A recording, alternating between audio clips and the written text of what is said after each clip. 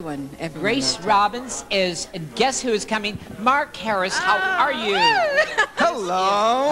Hi. Mark He Harris. made the most wonderful dinner for me and invited all my friends. And first of all, the dinner party was for Miss Grace. Absolutely. It's in honor of Grace Thank Robbins you. leaving New York, coming back home to reality. See, New York soul boots is not reality. Too much money. The only thing they have is Giuliani. No, not quite true. What else? No. Tell me. But Grace, darling, you're moving, you're packed your bags, and you're I going know. back to Manhattan. I know. And looking for a husband. And looking for a husband. I'm My not, God. I'm But not. The book, You're tell not. me- I am. No. Tell me about the book, Grace. What's happening with the book of... Well, I just got a publisher today. Great. Yes.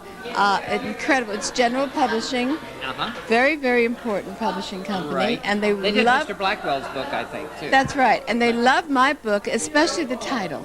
What is the title? Cinderella and the Carpetbagger. Oh, hey, that's good. What is Mark I have a Harris's book coming title? out. Oh, Yes. I do. I didn't know that. But it's not that many words. It's Hollywood in focus. Martha, should rest in peace, left me more than 3,000 pictures. Part of them, Frank Sinatra, Lucy and Desi, Lana Turner, Al Jolson and Ruby Keeler together, Bing Crosby, Bob Hope. They go on and on ad infinitum. Wonderful coffee table. It's right? a coffee table That's book, exactly right? Hollywood in focus. But your book is not going to be a coffee table. No, Tell us about it's that. more bedroom. Bedroom.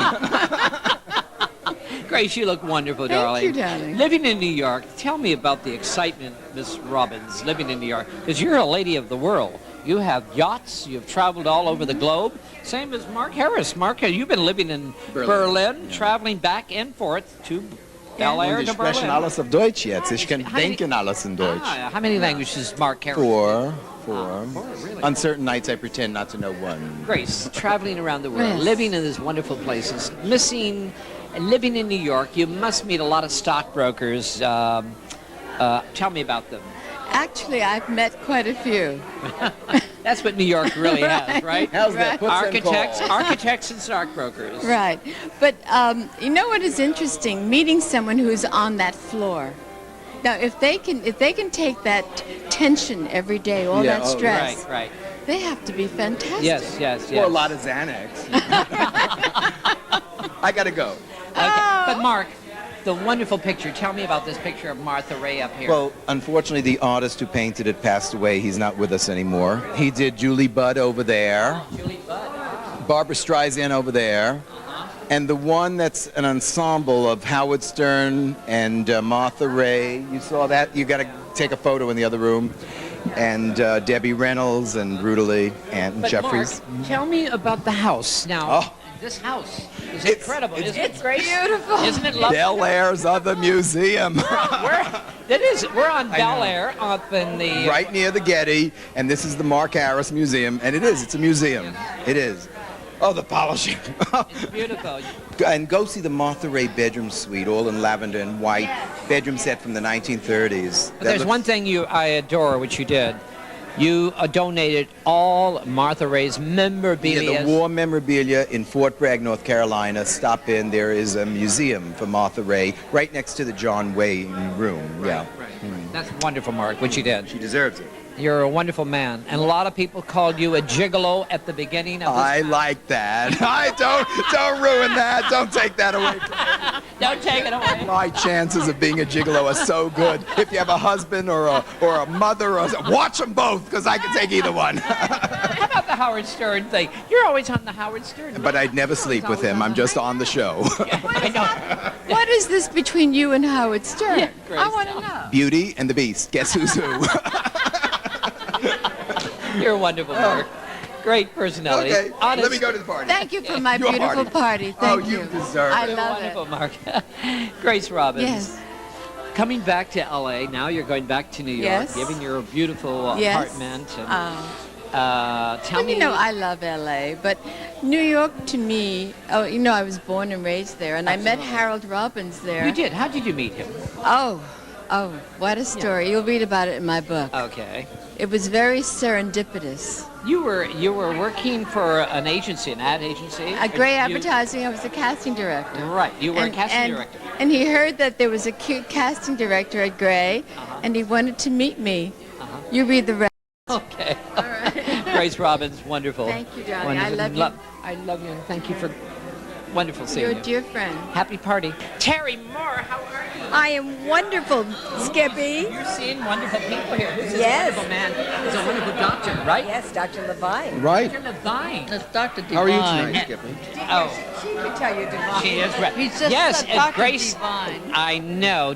Jacqueline Stallone. Is this your new Divine, darling? Yes. Yes, it's. Yes. I hope so. Ah, you two are a twosome, right? Well, I Is that hope I am. Very it? definitely. We're here at the. When you go to the proctologist, it's hands in so many asses, you don't know what's what at the end of the night.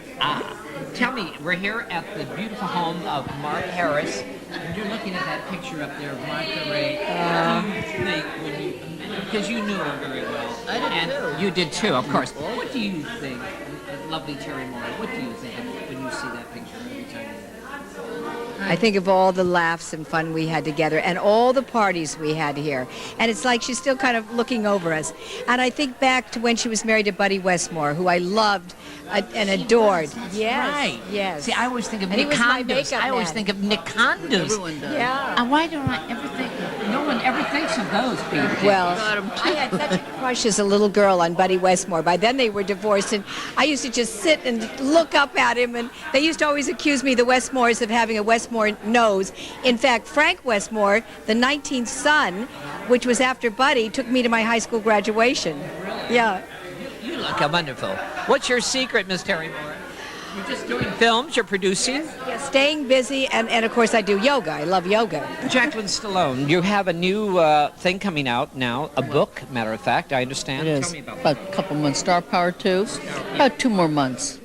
It's It's fantastic. It'll be a bestseller, I'm sure. Is this the astrology thing? Of course, that's all I write about. What's Terry Moore's sign? What is your... Capricorn, I know She's a for years and years and years. I know she. What is that? Is that right? Well, she's an Earth sign. What is it? It's what she is. Well, what do you mean? And Is how it about your good? doctor here? Scorpio, the highly sex sign. And you are a Sagittarius, Yes, aren't the you? one who won't quit. Scorpio will never stop seeking. Terry would like to have some peace and quiet for a change. But Terry's married to a... Virgo. What's your son?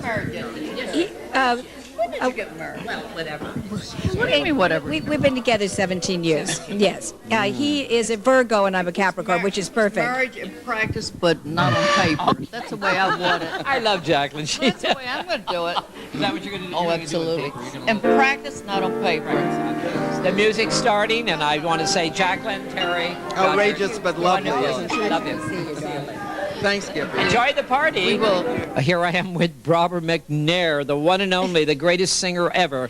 Thank Hello. you. Hi, Skippy. What's happening with Miss Barbara McNair? Oh, well, right at this particular moment, I'm working on doing a concert with a symphony called the Southeast Symphony. Do you know that organization? No. Okay, well, you should. It's an organization of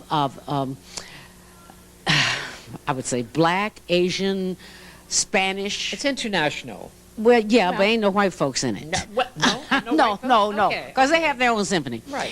But like for 50 years, they've been sponsored. Now I've just heard about this symphony, but they want me to do a Gershwin night with them. Ooh. That won't be until December, but that's Right. what I'm working on now. And of course, in between, I have some other, one-nighters. But and what do you things mean to by white? White? You know, said I'm Italian, half Italian, half Jewish. Honey, I got everything mixture in me, so I don't know if I'm a white person or what. I don't know what you mean by white person. I don't think there is no white person, really, honey. I really don't think so. But Well- Barbara, I'm looking at you right now. Ooh, girl. Looking She is at you. Looking. That's, honey, your face. You're beautiful. Oh, and thank little makeup, ladies and gentlemen. I don't I'm wear saying- makeup. That's I wear I'm eye looking- makeup, You that's know all. something? You're gorgeous. What is that secret of you. yours, my love? Having no children. That's a good secret. I mean, that's a good secret. I don't have to worry. You, that's right. Robert McNair, you've Yes. been in the business a long time. You had your own very television show. Very long. It was Yes. called the Robert McNair Show here in Hollywood. Oh, no. No, I in did. New York? Oh, no, you're right. I did the It first was year here and the That's second right. year in Canada. Canada, that's right. That's right. You moved to Canada. Yes, we moved to Canada because Canadians love you anyway. well, they love yes. good talent there. Yes, they do, and they give you a much better value True. for the amount of money you have to spend. So Right, that's why we right, moved up to right, Canada. right. But it was wonderful. shows. I got to have so many great guests, you know. Where are you from originally? I'm from, well, I was born in Chicago, but I was raised in Racine, Wisconsin. Racine, Wisconsin. I was in Rockford, Illinois, near there. That's very near there. I was just in Racine over the 4th of July weekend. What were you doing there? I was the marshal of the 4th of July parade. I wonder, how did it feel? Oh, it was fabulous. Everybody, as I'm going down the street, hi, Barbara, welcome home, Your welcome home. When you were a little girl. Yeah, that's right, that's right. And then I gave a concert. Oh, it was a wonderful experience. Robert McNair, favorite song. Do you have a favorite Yes, song? I certainly do. It's called Autumn Leaves. Since you went away, the days grow long, and soon I'll hear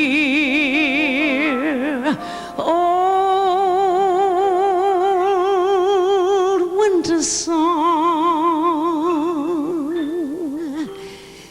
But I miss you most of all, my darling, when autumn leaves start to fall.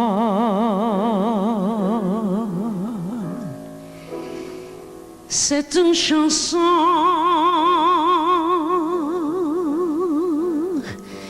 que nous ressemble,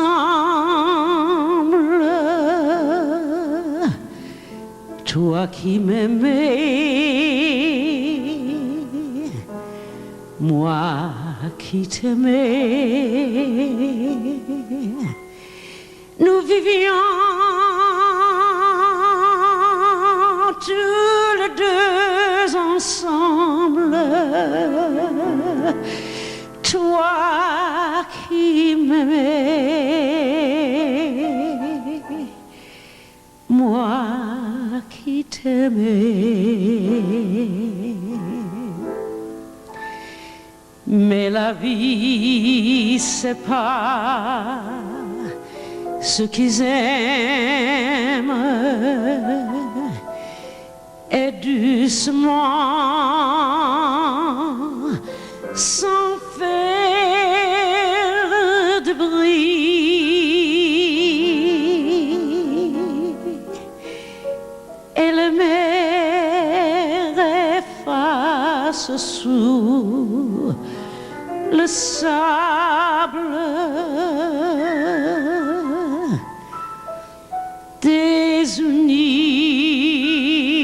désunis, désunis, désunis.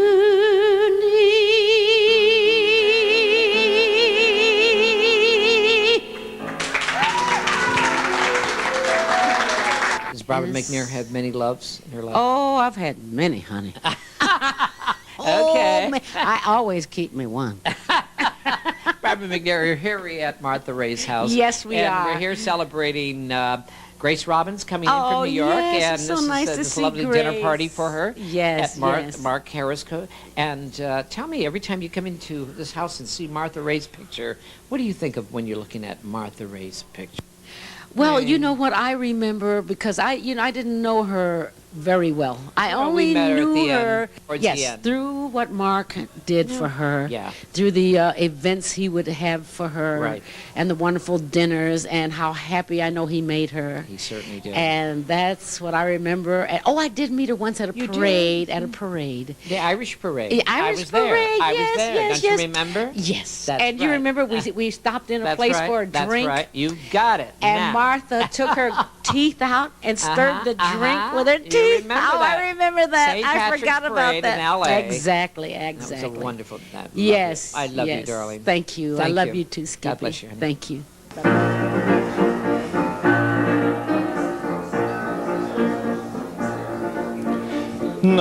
Non, rien de rien. Non, je ne regrette rien. Ni les biens qu'on m'a fait, ni les mal, tout ça m'est bien égal. Non, rien de rien. Non, je ne regrette rien. Cette pays balayé, oublié, je me fais dépasser avec mes souvenirs. J'ai allumé le feu, mes chagrins, mes plaisirs. Je n'ai plus besoin d'eau. Balaler les amours avec leur trémolo. Balayer pour toujours, je repars à zéro. Non, rien de rien. Non, je ne regrette rien, car mes vies, car mes joies, aujourd'hui, ça commence avec toi.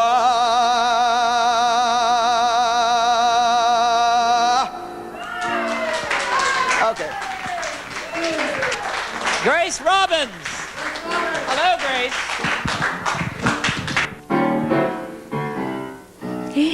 It was early one morning. I was on my way to school. Early Monday morning, I was on my way to school.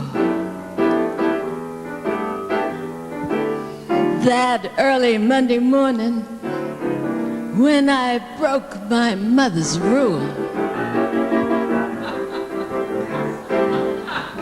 Bye-bye, cherry. Bye-bye, cherry, bye-bye. Ooh, bye-bye, cherry.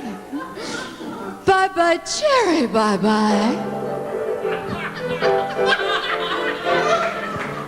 That early Monday morning, when I broke my mother's rule. No school. That's it. Just a gigolo, and everywhere I go, people know the part I'm playing. I'm paid for every dance, selling each romance, every night some heart betraying. There will come a day my youth will pass away. Then what will they say about me? When the end comes, I know they'll say just a gigolo as life goes on without me. When the end comes, I know they'll say just a gigolo as life goes on and on and on as life goes on without me and you. Such a calling card. I can't give you anything but love, baby. That's the only thing I've plenty of, baby. Dream a while, scheme a while, you're sure to find happiness. And I guess all those things you've always pined for. Gee, I'd love to see you looking swell, my pretty baby. Diamond rings at Woolworth doesn't sell. Oh, baby, till that lucky day, you know darn well, baby, I can't give you anything but love.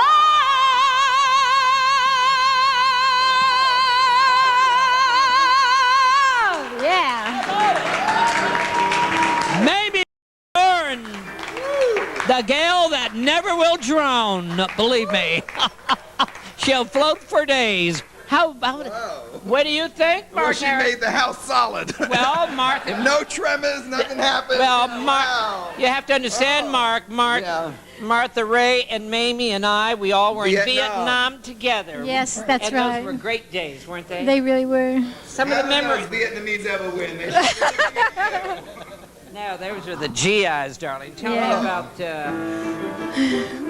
the memories of Martha Ray in Vietnam. Well, we toured all the Vietnam fire stations in the 60s, and I think I was over there twice, and I don't know how often Martha was over. And you were over there quite often, too. Right. And we hit all the stations that Bob Hope didn't hit. And exactly. He was in Bangkok, wasn't he? Yeah, he slept in Bangkok. I slept with the grunts. That's right. We had some good times. I was there for 3 months, and it was really hell, you know. Well, Mamie, thank you very much for the boys and everyone in America. God bless you. Thank you. And God bless you, Martha Ray.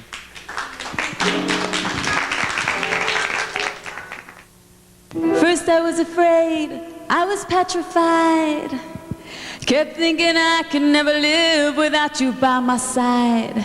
But then I spent so many nights thinking how you did me wrong. And I grew strong. And I learned how to get along. And so you're back from outer space.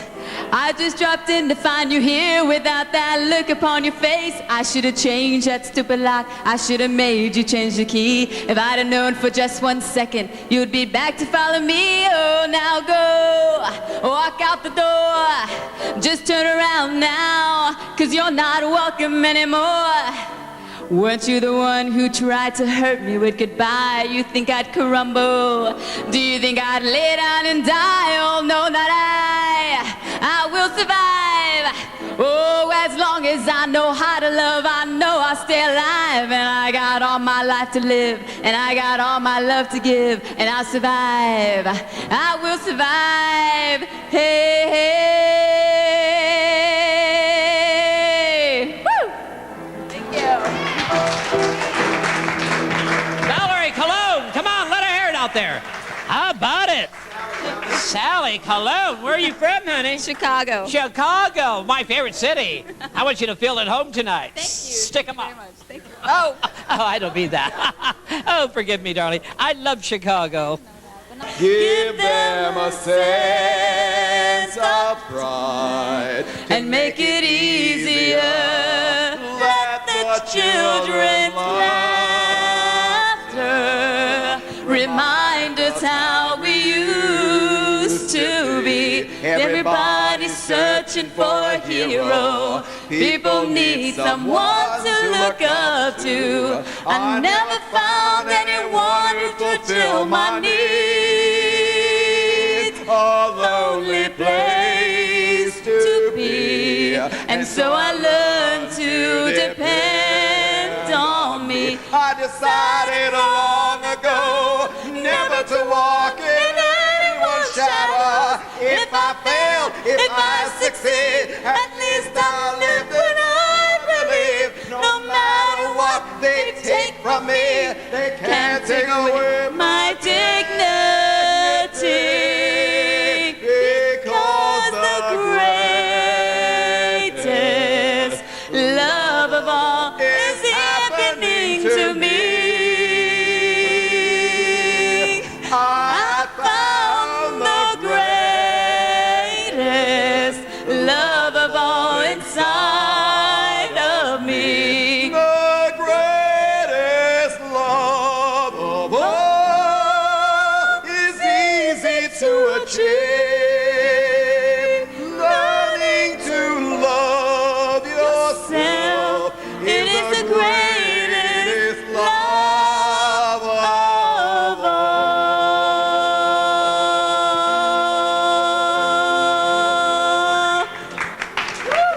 Sally, you're wonderful. Mark, wonderful. From memories, the last time I sang it was at my oldest daughter's Sweet 16, and that's a long time ago. Boy, you're wonderful. Let's give Sally and Mark a nice round of applause once again.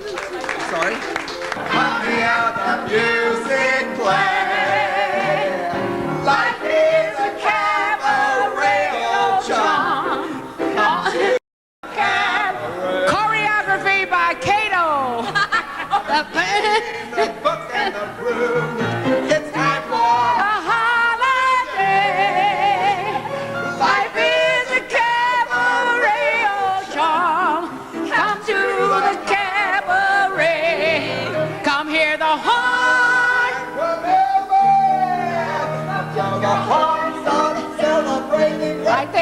your table's waiting. There is your man. At the gloom. I'm a mile away. Life is a cabaret or charm. Only a cabaret or charm. And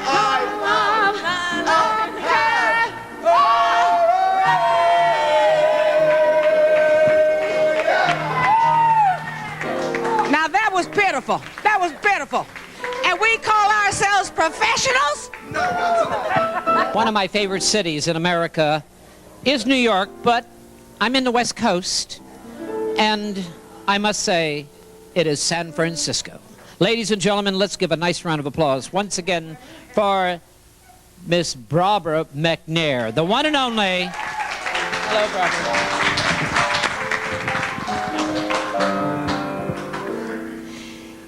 The loneliness of Paris seems somehow sadly gay. The glory that was wrong was of another day. I've been terribly alone and forgotten in Manhattan. I'm coming home to my city by the bay. I left my heart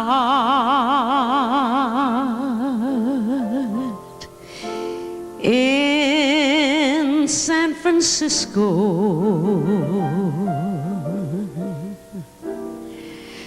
High on a hill, it calls to me to be where little cable cars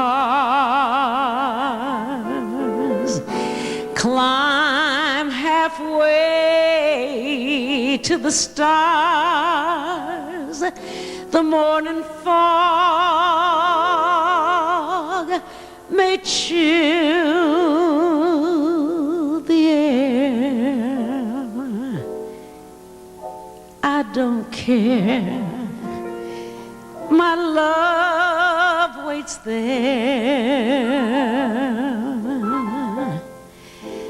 My love waits in San Francisco.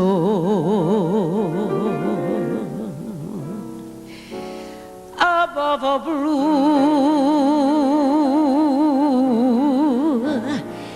and windy sea.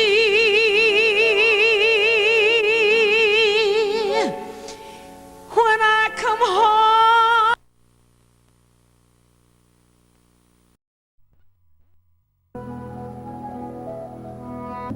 once in a lullaby. There you are. What, I'm here with Jonathan Harris, one of the great voices of Hollywood. God's truth, yes. Ooh, listen to that voice. Jonathan Harris, Lost in Space, one of great films. I mean, great movies. Yes. Tell me about it. Where are you from I was born in New York City, and I have been all over the world, hence this crazy accent, whatever it is, mid-Atlantic or mid-whatever. But it's my sound, and that's what I sell for money. And look at this wonderful face. Believe me when I say beautiful face. Jonathan's one of a kind. I mean, Hollywood's one. When did you first discover yourself in films? How old were you? First film? Let me see. First film was 1953. Really? Paramount Pictures. Botany Bay. I discovered Australia. Ah. I was a convict with Alan Ladd. Ooh. And together we discovered Australia. More's the pity, they tell me. Jonathan, working with Alan Ladd, Paramount's one of Paramount's great stars. Yes, yes. And working with this man, what did you learn from him?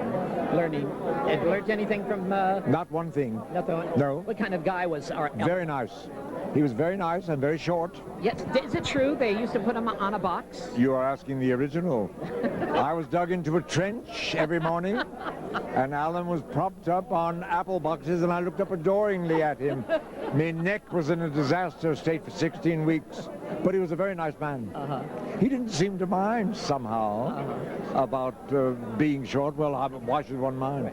Anyway, he was very nice to work for. Jonathan Harris, you started in theater. I Yes. presume with that voice you had to start in theater. Yes. In the good days on Broadway. On Broadway, very first Broadway show. Heart of a City, 1942. Who was that?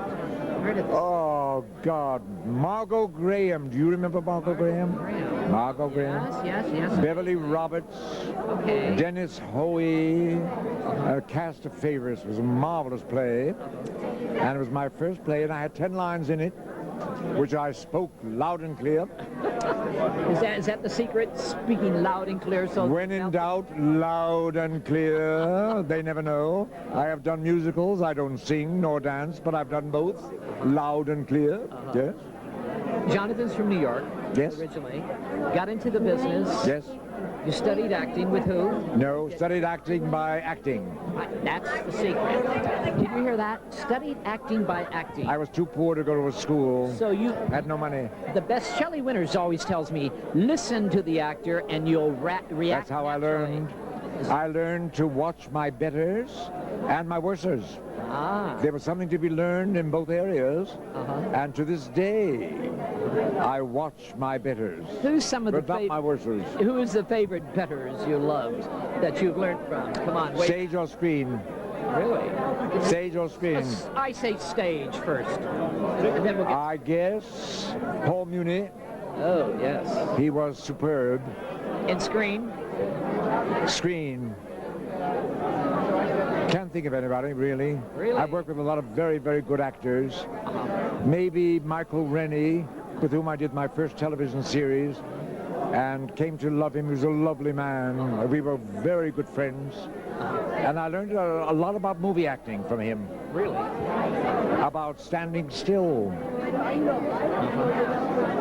Because as a stage actor, one almost never stood still. One had to project to the second balcony because those people paid the money. Right. On the screen, you need not project. There's a microphone like that, picking it all up.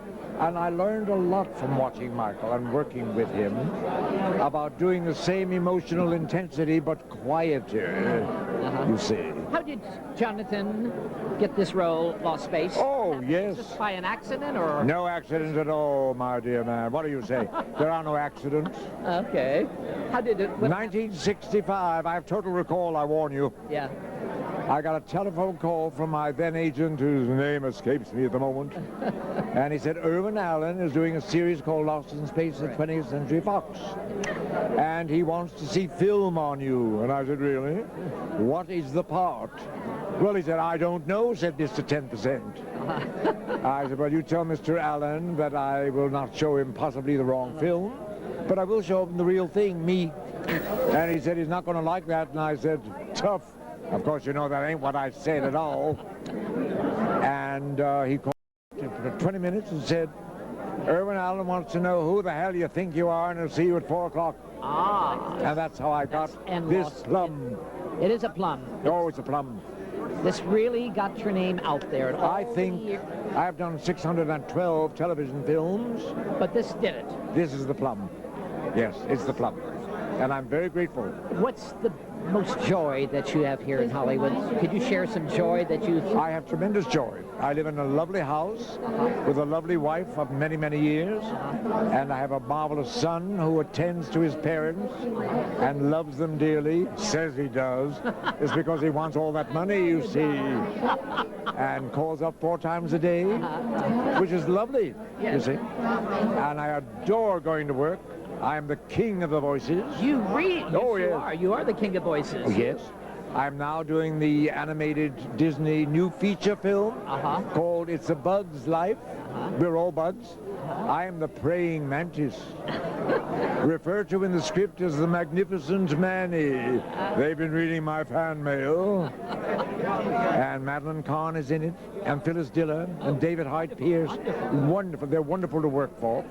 And I have a new series for Columbia TriStar called Channel Umpty 3, in which I play the meanest son of a bitch in the world.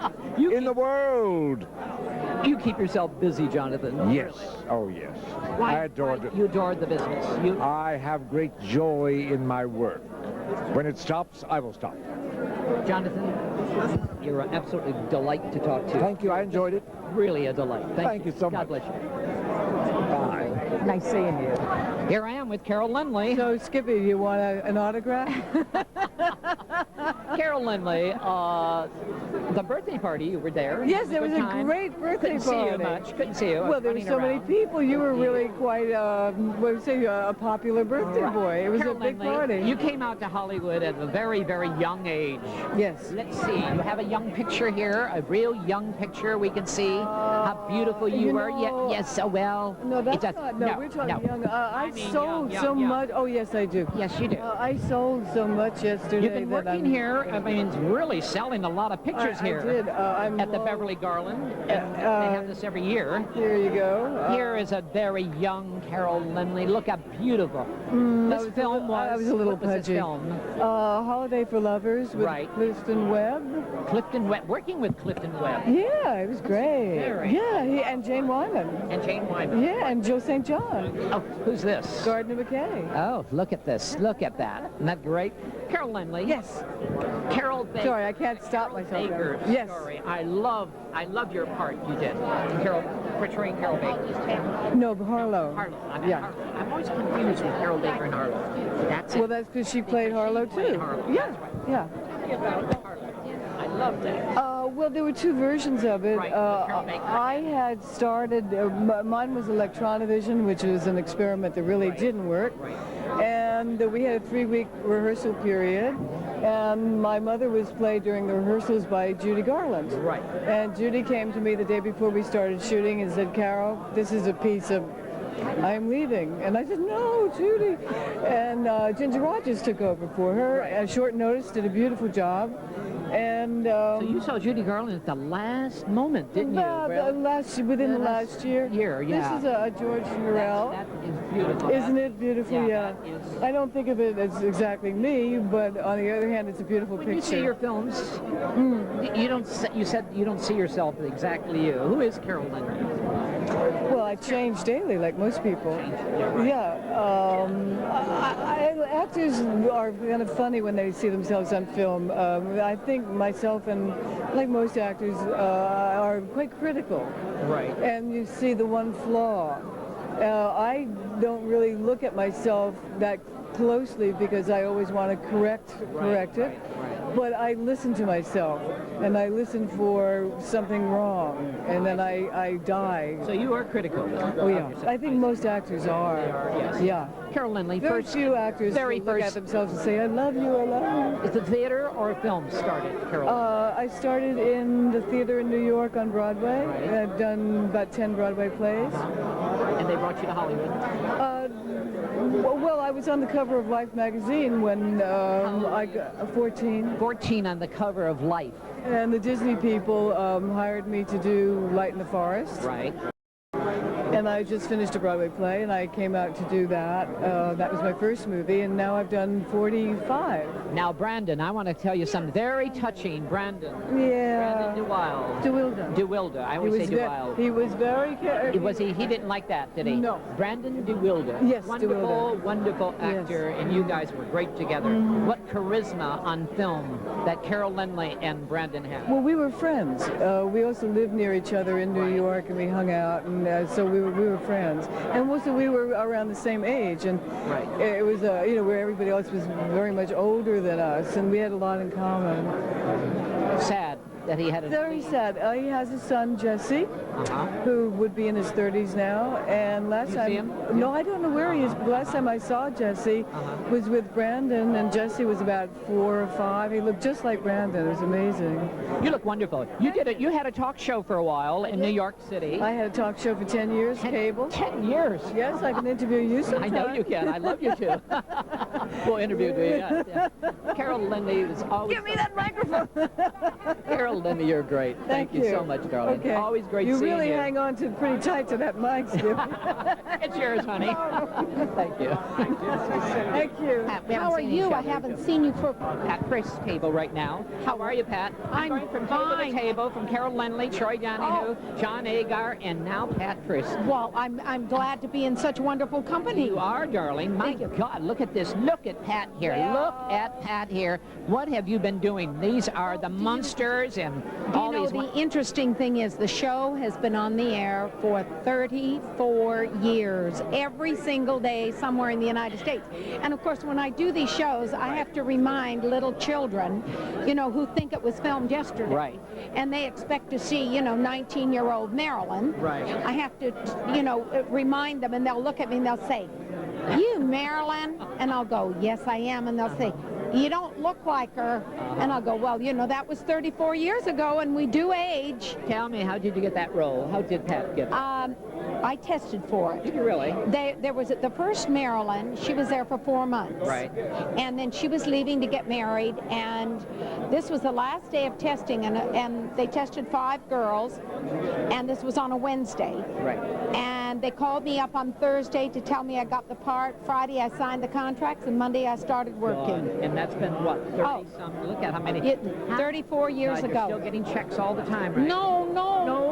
What You see, happened? I worked under the old union contract. Right. That's why I'm doing memorabilia shows, and we did not get any residuals. How naughty, how really naughty. You know, and there were a lot of us, you know, Yes. Batman and the Green Hornet, and lots of us that just did not get residuals. I'm so sorry about that. Pat, where are you from originally? I'm from Utah originally. I'm living now in Idaho. Ooh, tell me and about I just, Idaho. Oh, it's wonderful. Well, I live in the best part. I live just out of a ski resort called Sun Valley, which everybody's heard of. I live in a little town called Haley, and Bruce Willis has made our town famous because he owns most of the town. That's right. And I love it. You know, there comes a time in life when quality of life is more important than quantity, Absolutely. and that's why I'm there. I'm looking at you right now. You look absolutely wonderful. Well, thank you, Skippy. You are a down-earth lady. You have really got your buttons together now. You know exactly. Well, I hope so. It's taken me a long time. Hollywood's a tough place to grow up. Oh, it is. Really It tough. is. What has been the hardest for you? Well, do you know, I think when I came on the scene, I was already married and I had 2 children, and I really wasn't a part of the Hollywood scene. I didn't grow up in it, and so to me, you know, it was a job. I went, I worked, I came home to my family. I said that word to Ann Blight. I asked her the same question. What has Hollywood done to you? And she said the same thing. She goes, church or family, it's just a job. Just exactly. And if you make it that way, it won't go any further. You know, you're absolutely right. And I have wonderful memories of the show. And the people are waiting to send your... Oh, no, Pat, thank you're you. Wonderful, darling. Thanks, Skippy. Good to see you again. You bet. Bye-bye. Yeah. Okay, give me the butch. Okay. Here I am sitting with Tommy Butch Bond. Hello, Tommy. How you doing, Skip? God, I haven't seen you in a long time. It's wonderful to see you Your again. book is out. I just see that book is doing. How is it doing? It did real well. I think they're going to go into a softback so they can sell it in more places, you know. Now, growing up here, this is you as a kid. Look at that, Tommy Butch. Working with the gang, all the gang. Tell me about working with our gang. Well, I loved it. It was wonderful. And, you know, the wonderful part about it is that I've been representing Cabin Fever Entertainment, you know, for the last 4 years. And we've been all over the country talking to just plain folks, families, and they love the Little Rascals. We played to 4 generations of them. You know how many, 4 generations, you're going back 40 years, and I must explain to you, how many people in the globe have seen the Little Rascals? How many people have seen our gang comedy? How many people have seen these wonderful little men? You know, look at them all here. Look, I mean, look at these kids. Here, look, there we are. Look at this. Look at Butch here. Butch is incredible. Working with this man right here, this young man. Buckwheat. Buckwheat. Wonderful guy. Buckwheat. How did he feel as a black man, a little black boy working with these white boys? Well, you know... Did he make any remarks about that? I asked him, and I asked Stymie, I asked Sunshine Sammy, how did you guys like working in the Rascals? Did you like it? Right. They said, we loved every minute of it. And this one right here, this lovely lady. Darla. Who's, yes. Darla. She passed away in 1980. Yeah. And this one right here? You know, I don't know who he is. No? Looks like me. No. I did something like that. Well, I know you did, yeah. At Monogram for... That's right. You were an actor. Yeah, I certainly was. You were a was kid actor. A kid actor like That's you. right. But not as famous as you. Well... Tell me about how did you become in show business and as our gang and our... Well, I was living in Dallas, Texas, and I was 5 years old, and I was walking down the street with my mother and my grandmother, and this gentleman walked up, and he stopped us and said, is that your son? And my mother said, yeah. He said, well, you know, he's got a great face. He says, great nose. he says, I'm a talent scout for Hollywood Studio. And he says, if you can bring him out to Hollywood, he says, I can't guarantee him a job, but I can guarantee him an interview with Mr. Roach. Right. And my mother said, well, we can't just drop everything. You know, my husband's got a job. Right. My grandmother standing there, she said, I'll take him. Was he tough to work for, Mr. Roach? Roach, he was wonderful. Was he?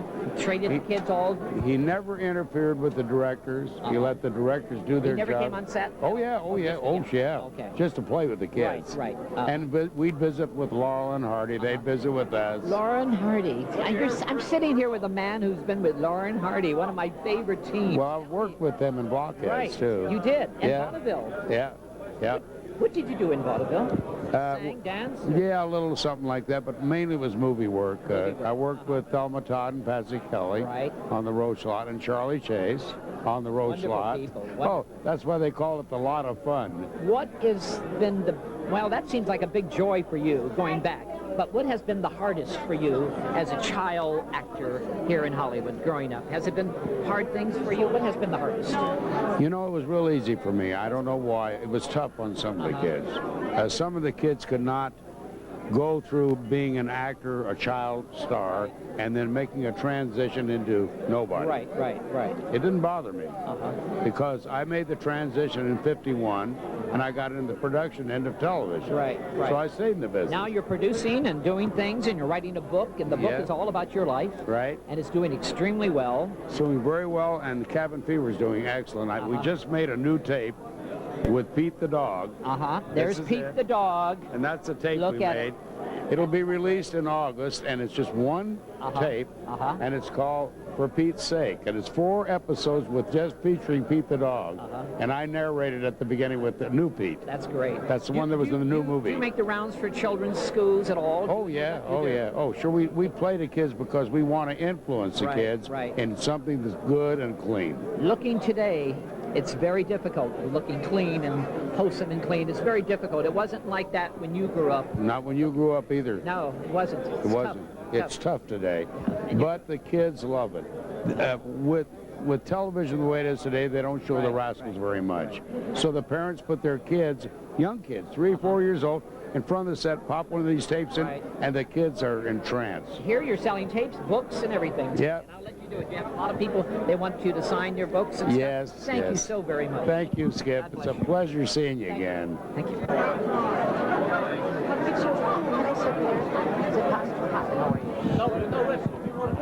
Yeah, that'll be fine. Thank you, sir. Yeah, single like Christmas, the album. Your CD is the only CD I can really groove on. Thank you. Guess what? I'm here with this lady. This lady is the lady in Hollywood right now, young, personified. Tracy Lord, how are you? I'm very well. How are you? Wow. I've been looking at you everywhere I go in Hollywood. You are just making... Can we look at this? Look at this table here at the Beverly Garland. This is Tracy Lord, who is one of the young Hollywood exciting ladies who turned around and did something with her life. Turned around and really studied, got an acting, I mean, really got serious. Thank you, Skip. You know, Joan Crawford started the way you started at the beginning of her career. Really? Yes, she did. And they burnt all those films they tried, but they didn't. But you know something? I'm very proud of you because you really got serious and you went to acting classes. You really wanted to be an actress because you came out here, you wanted to be an actress. But sometimes it doesn't happen that way. That's why you have to turn around. But you got yourself an agent. You got yourself wonderful roles in films. Well, do you want to be my new PR rep? Tell me about this Details magazine. Wow. Well, the Details, the cover, once a year they do the sex issue, and they choose, Drew Barrymore was on one, and I was on this one, and I was promoting my album, which is out right now, 1,000 Fires. Right. I'm working on my second one, so I did the cover of Details with the story inside, and that was actually the best-selling cover of Details magazine ever. It was, yes, I heard. Yes, that I heard. So I'm very flattered and pleased about that. Where is Tracy Lord from originally? Ohio. Ohio? Yeah, A big Steubenville. Western girl. Dean Martin's hometown. Oh, really? And Chrissy Hine. Uh-huh. Dean Martin's hometown is in Ohio, but where? In Steubenville. Steubenville. Right outside Cleveland, that's right, yeah. That's right. I worked it. I worked American VFW or American Legion years ago. Really? Yeah, in the 50s, really. I used to do club you're days. too young for that. Oh, no, I'm not. Tracy, when you were back growing up in Ohio, did you ever thought this would ever happen to you? Or did you always aim for it? No, I mean, I was like any other little girl. I didn't really know what I wanted to do or want to be. No, I mean, in high school, I didn't have really plans for that. I mean, I always wanted to be a model. I always wanted to work. You went to New York, did you, from there? I was in New York, and I was in Hollywood, and... You came out here with your, how old my were you? mom. With your I was mom? 12, yeah. You were 12. Yeah, so I'm basically a California you and Brooke girl. Shields. You and Brooke Yeah. You and Brooke Shields have a lot in common. I've never met her. Never met her, but you do have a lot in common. Really? Yeah, I have a feeling, because she was a model. Her mother, pushing, and she did a lot of bathing models in the bathtubs and stuff like that. And you did the same thing, really, basically. And to be a sex goddess in Hollywood, is that tough? You tell me. I'm talking to you. You'll never drown, that's for sure. Well, thank you very much. It's always been like this. But you're very beautiful. Thank you. And is there a man in your life right now, Tracy? Yeah, same man. Same man? Yeah, John Enos. Uh-huh. My fiance. He was on Melrose Place. He came on Melrose Place after I was on the show, and then we met actually through my acting coach at a Christmas party. So about 2 years now. He was here earlier signing, but Shannon has since taken his place. Melrose Place. Interesting when you first arrived. I loved it. How did the kids on the set? Great. The best one out of all, I think, is Heather Locklear, who she's definitely had her ups and downs, and there was a period, I think, where people really didn't take her too seriously, because she was the beautiful blonde, girl that no one took seriously, and she is truly one of the most extraordinary women I've ever met in my life. She is so gracious and so sweet and so hardworking, and if I wanted to be like anyone, it would be her. Would be like her. Yeah. You and Drew Barrymore have a lot in common, too. I've heard that. Yeah, very much so. Nice talking to you. Nice You're a talking lovely to you. lady, and I wish you a lot in your career. Thank you. Thank you very much. Have a nice show. I'll get on mine. Well, here I am with Steve Allen. Steve Allen, one of the greatest, television. If you say of The Tonight Show or any of these great shows on television, talk shows, this is where it originated. This is the man who originated the TV show. Let the record so reflect. That's right. So let's talk about Steve Allen. You have these books. This is all your life here. This is what you've experienced in life, tasted in life. Steve, has it been tough? No. There have been tough moments in life, but they have nothing to do with writing books or jokes or acting or doing comedy concerts. That's all the fun part. But going back to your career. First started you're from New York originally? Well, in the sense that I was born there. My mother and father were a vaudeville comedy team. Her name was Belle Montrose. In fact, one of the collectors that was here yesterday came up and gave me something very generously that is quite precious to me. It was a little article from Variety, the trade publication, as you know, in 1921 or some year like that, about my mother.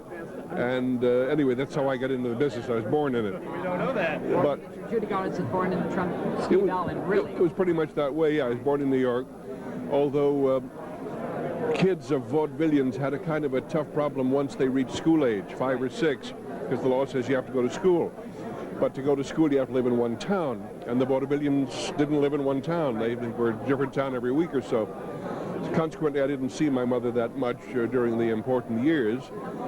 So, but nevertheless, I was able to live in Chicago with members of her family for the most part, and go to what turned out to be a total of 18 schools in all. In Chicago? Mostly in Chicago, I'm from Rockford, Illinois, originally. Chicago, grew up there. Yes. And I knew Chicago very well. It's a great city to grow up. Still is, yes. And it's a great show town, too. The Oriental Theater, the Chicago Theater. Yes. Great theaters. You worked them. A lot of history there, right.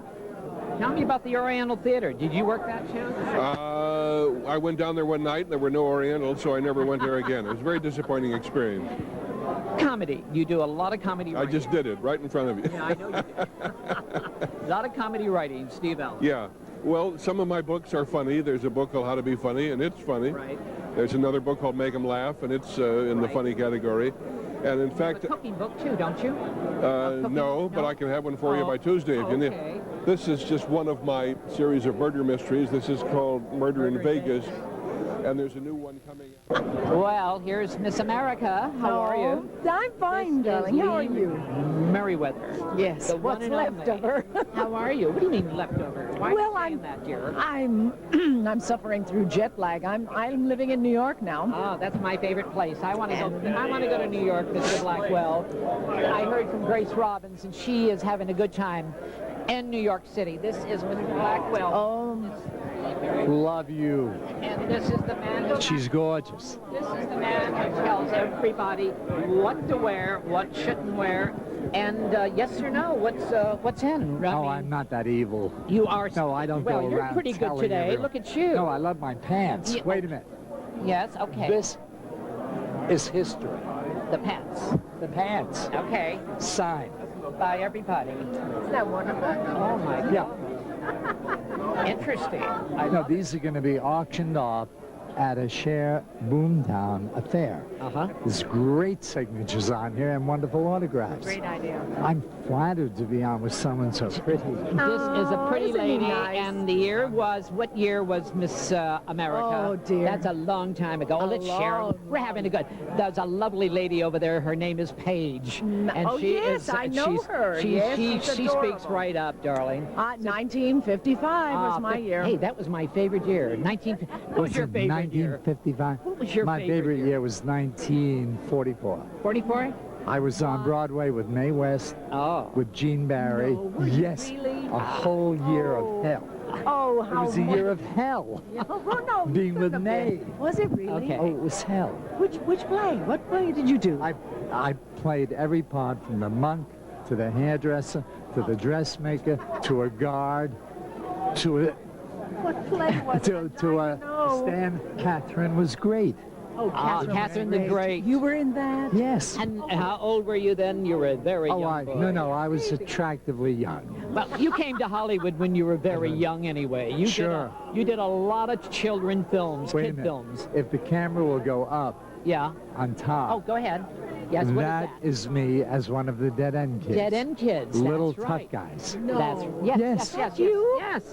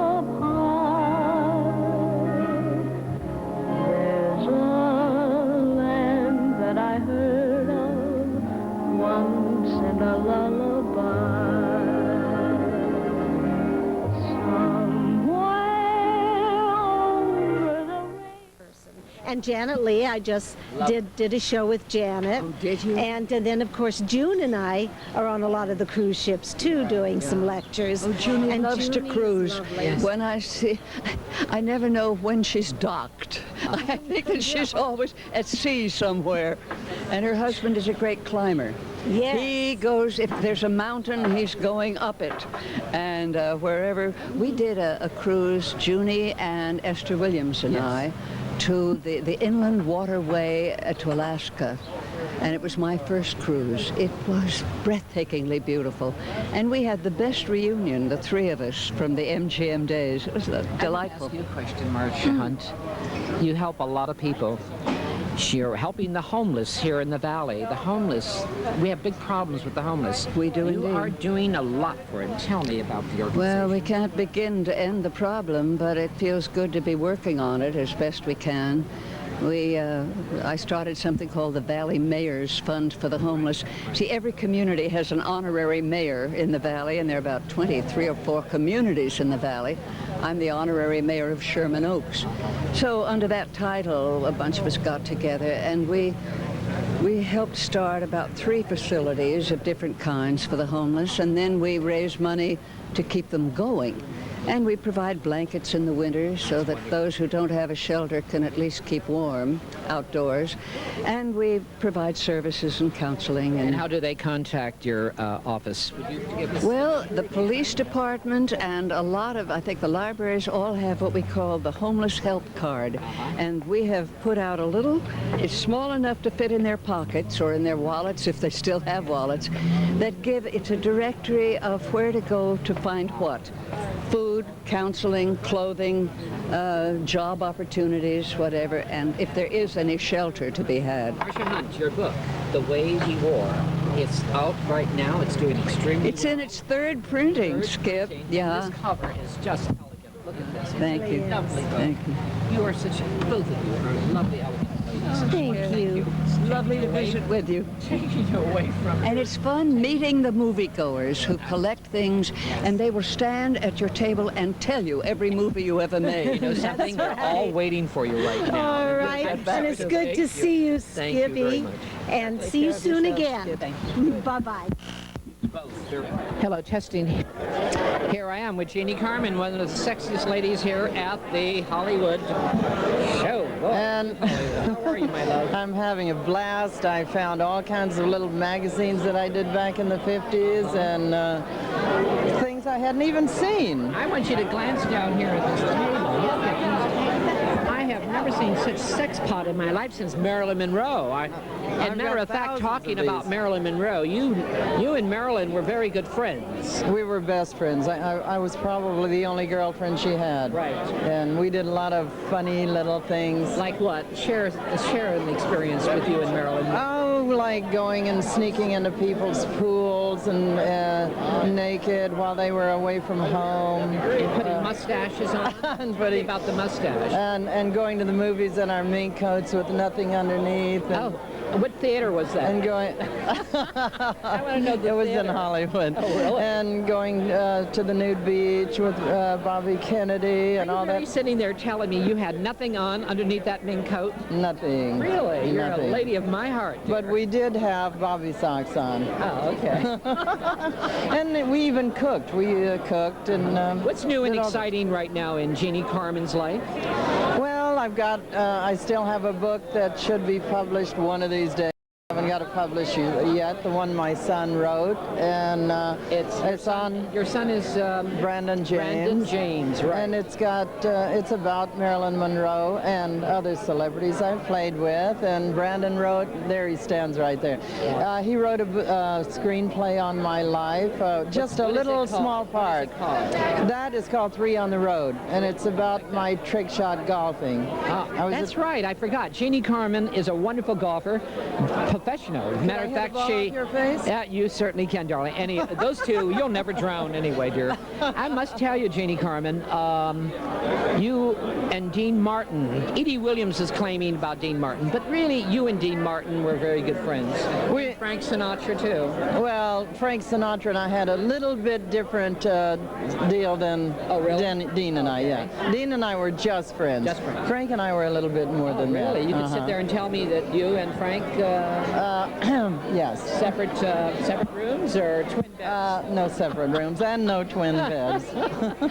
You're wonderful. You're having a good time here today? Yes, I am. Good. Nice. I'm glad you came. Tell me about why is such a cult following you are. Tell me, why do you think? Well, because all the movies I made were so bloody bad that they all turned into cult movies. These monster movies are great. You did a lot of good monster movies. Well, I did monster, I did western, I did gangster, I did The Three Stooges. Favorite I've movie. done it all. Favorite movie? They were all my favorite. Were they really? I had fun with all of them. Although the one I did with Lex Barker was probably my favorite, only because Lex was my favorite. Was he a hot guy? Huh? Woo! Jeannie Was he ever? It's getting hot here right now, just talking to you. Talk to you later, darling. Bye. Here she is, Fran Jeffries, one of the great Skippy singers, Lowe. one of the great singers in America. Matter of fact, your daughter has a club in town. Yes, well, she has a wonderful restaurant called Cicada Restaurant, Right. Italian, and we do jazz every Thursday, or when Fran comes in, it's Thursday or Friday or Right, Saturday right. with my trio, and it's fantastic. For people who don't know who Fran Jeffries is, I must tell you, youngies, this lady is a great singer. And not only a great singer, she was married to one of the great singers, Dick Haymes. I was a fan, Dick Haymes. Dick Haymes. Yes, a great fan. Great and I'm fan. such a fan of yours. How are you, my I'm darling? just wonderful. You look so good to absolutely see. great. So I came to are see you all my s- friends here today. Yes, I see Mr. Blackwell's here. Mr. Blackwell, I haven't seen in so I know. long. Have you read Yeah. his book? I have, and I didn't Rags expect to to see him Bitches? today. I love that title, don't you? I love it. I love it. If anyone can use that title, it's him. Oh, he's Fran got the Jeffries, coin, are too. you singing at the club? I won't be singing there till about next month. Okay. Yeah, and then I'm going on to Seal Beach, where there's Leisure World. I'm going to be working there probably the 27th of next month for 3 days. Good. It's a lovely place to sing with my trio. Then I'll be back at Cicada. Good. And I'll That's a send you great another restaurant. I love invitation. it. Thank you. Good Fran, to see you. Nice seeing you, Fran. Bye-bye. Nice seeing you. Bye. Fran. Gosh. Where are you going to be? I'll be at Cicada. Hello, Rags to Bitches, Mr. Blackwell, the book. Come on, tell me about the Rags, that's Rags it. to Bitches. That's it. A wonderful story about Hollywood, right? About Brooklyn, about life. It really is. It is not the bitchy book you would imagine. It's a wonderful story of survival. It's a wonderful story about Hollywood. Right. It's a wonderful story about Broadway. Very much. And it's a better story about having faith in yourself. It happens to be a very honest book. Yes. Was it difficult for you to write this book, to express yourself, to be honest as you are in this book? No. Was it? It would have been difficult for me to lie. Anybody who doesn't want to hear it can close it up. They don't have to read it.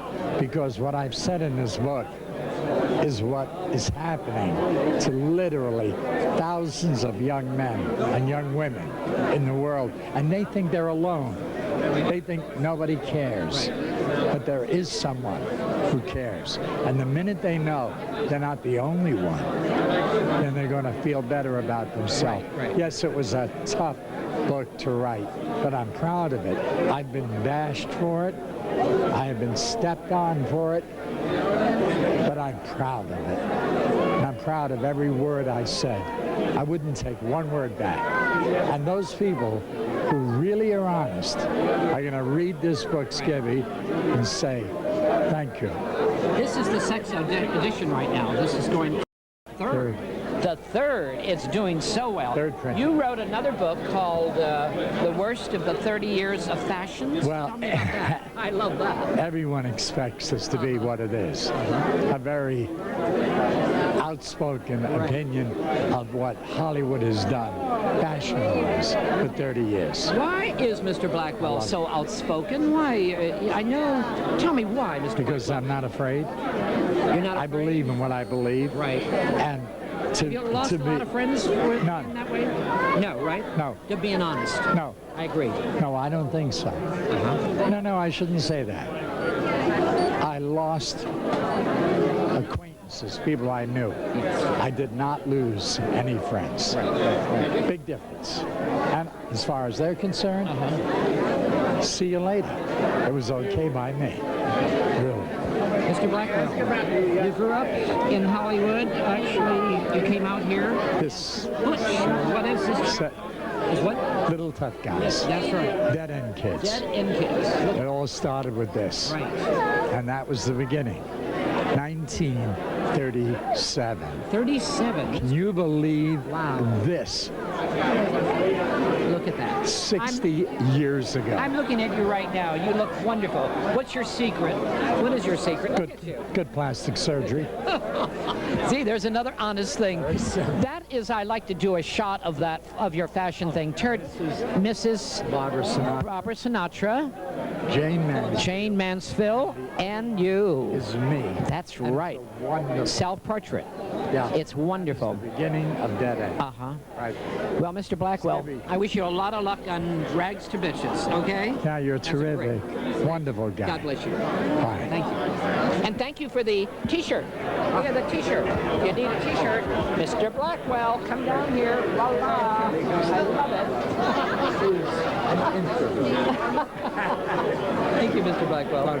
God bless you. I'm sitting with Yvette Vickers, one of my favorite ladies from the horror movies of all horror movies. How are you, darling? I'm fine. I'm so happy to see you, Skippy. I haven't seen you in a long time. 5 years. I was out of town taking care of my mom and dad. They were quite ill.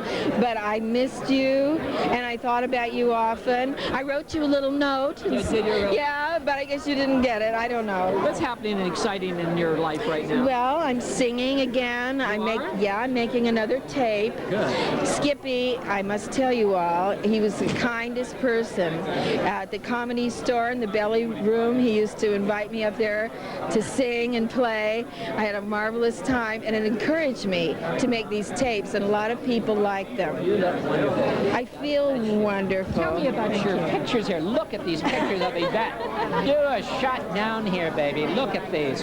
Wonderful. Look at this. What was this from? I love this photo. These are portraits. These are portraits. I had taken when I was about 20. Look This is at from that. the giant leeches. This is the leeches, the giant leeches. Let's get a good shot of that. How did you say? Look. See, the giant leeches. Voila. And this one is from the 50-foot woman. Now that's the original. You can see 50-foot that. woman. Wow. The attack of the 50-foot woman. They attacked. My dear fans who love those two movies have brought me back from the grave. Yvette Vickers, never from the grave. You're always doing quite well. How about a thank you, Yvette? I started it, and then I got sort of stalled. You know how that goes? Yeah. A little bit blocked. I got to run out of here, but Okay. boy, you look great. I want to get you. Thank you, sweetie. So do you. Autograph. Say to you. Okay? Love you, darling. I love you. Bye. Bye. Here I am, Jane Keene. How are you, sweetheart? Well, I'm just grand. And guess who I just spoke to? One of your lady friends who is in Atlanta, and Honey Merrill. Oh, did you? Little Honey Merrill. What's she doing in Atlanta? Well, she's got to move back to New York with her daughter. But she tried living in Atlanta? Yeah. Funny, I was just there. Were you really? That's right. You did a show The there. University of Georgia. Oh, I my. just got back Wednesday. What were you doing? Which show?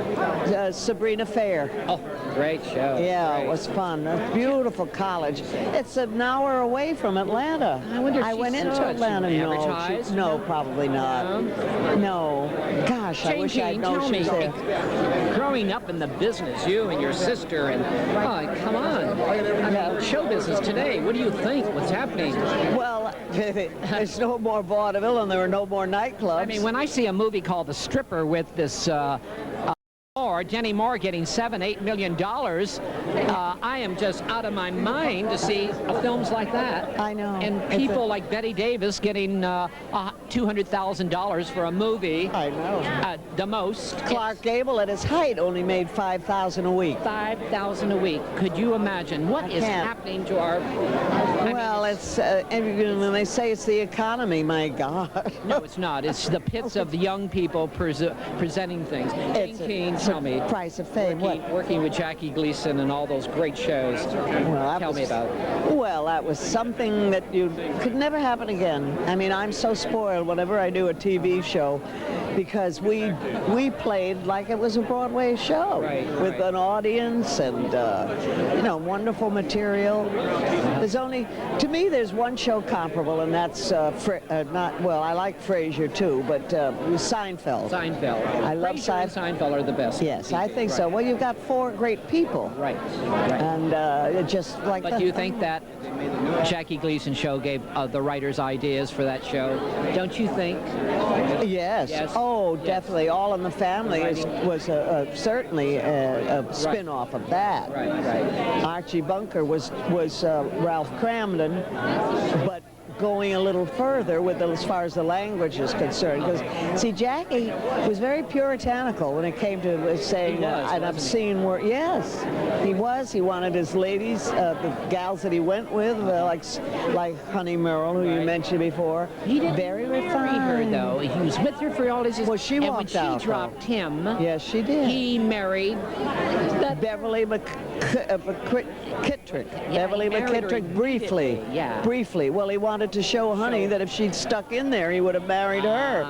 But how long could she stick around? Yeah. She was with him for 14 years. Jane Keane, you look absolutely wonderful. Aren't and you people are sweet? here seeing and getting autographs. How about a book, Jane Keane? Well, I think that's me. Is it really? Yes. Well, my nightclub act. Ah, when you did a few years ago. Look at that. Quite a few years ago. Down memory lane, we call it. Well, we're down memory lane here now. I know. This is my first experience here, and I'm having here. John Agar, they're all here, and Margaret. Margaret O'Brien. Right? Is she? Well, you tell me, because I never get past this Fran aisle. Jeffries. Oh, they're all here. It's just charming. Marcia Hunt. They're all here. Anyway, my darling, I'll let you go. Good to see you, darling. Thank you for coming to my birthday party. Oh, that was fun. That was the best birthday cake I ever had. Thank you, darling. Wasn't that good? I didn't taste it. Oh. I got it. Let's see. Okay. I want to get that picture in the back, would you? Okay. We got it now.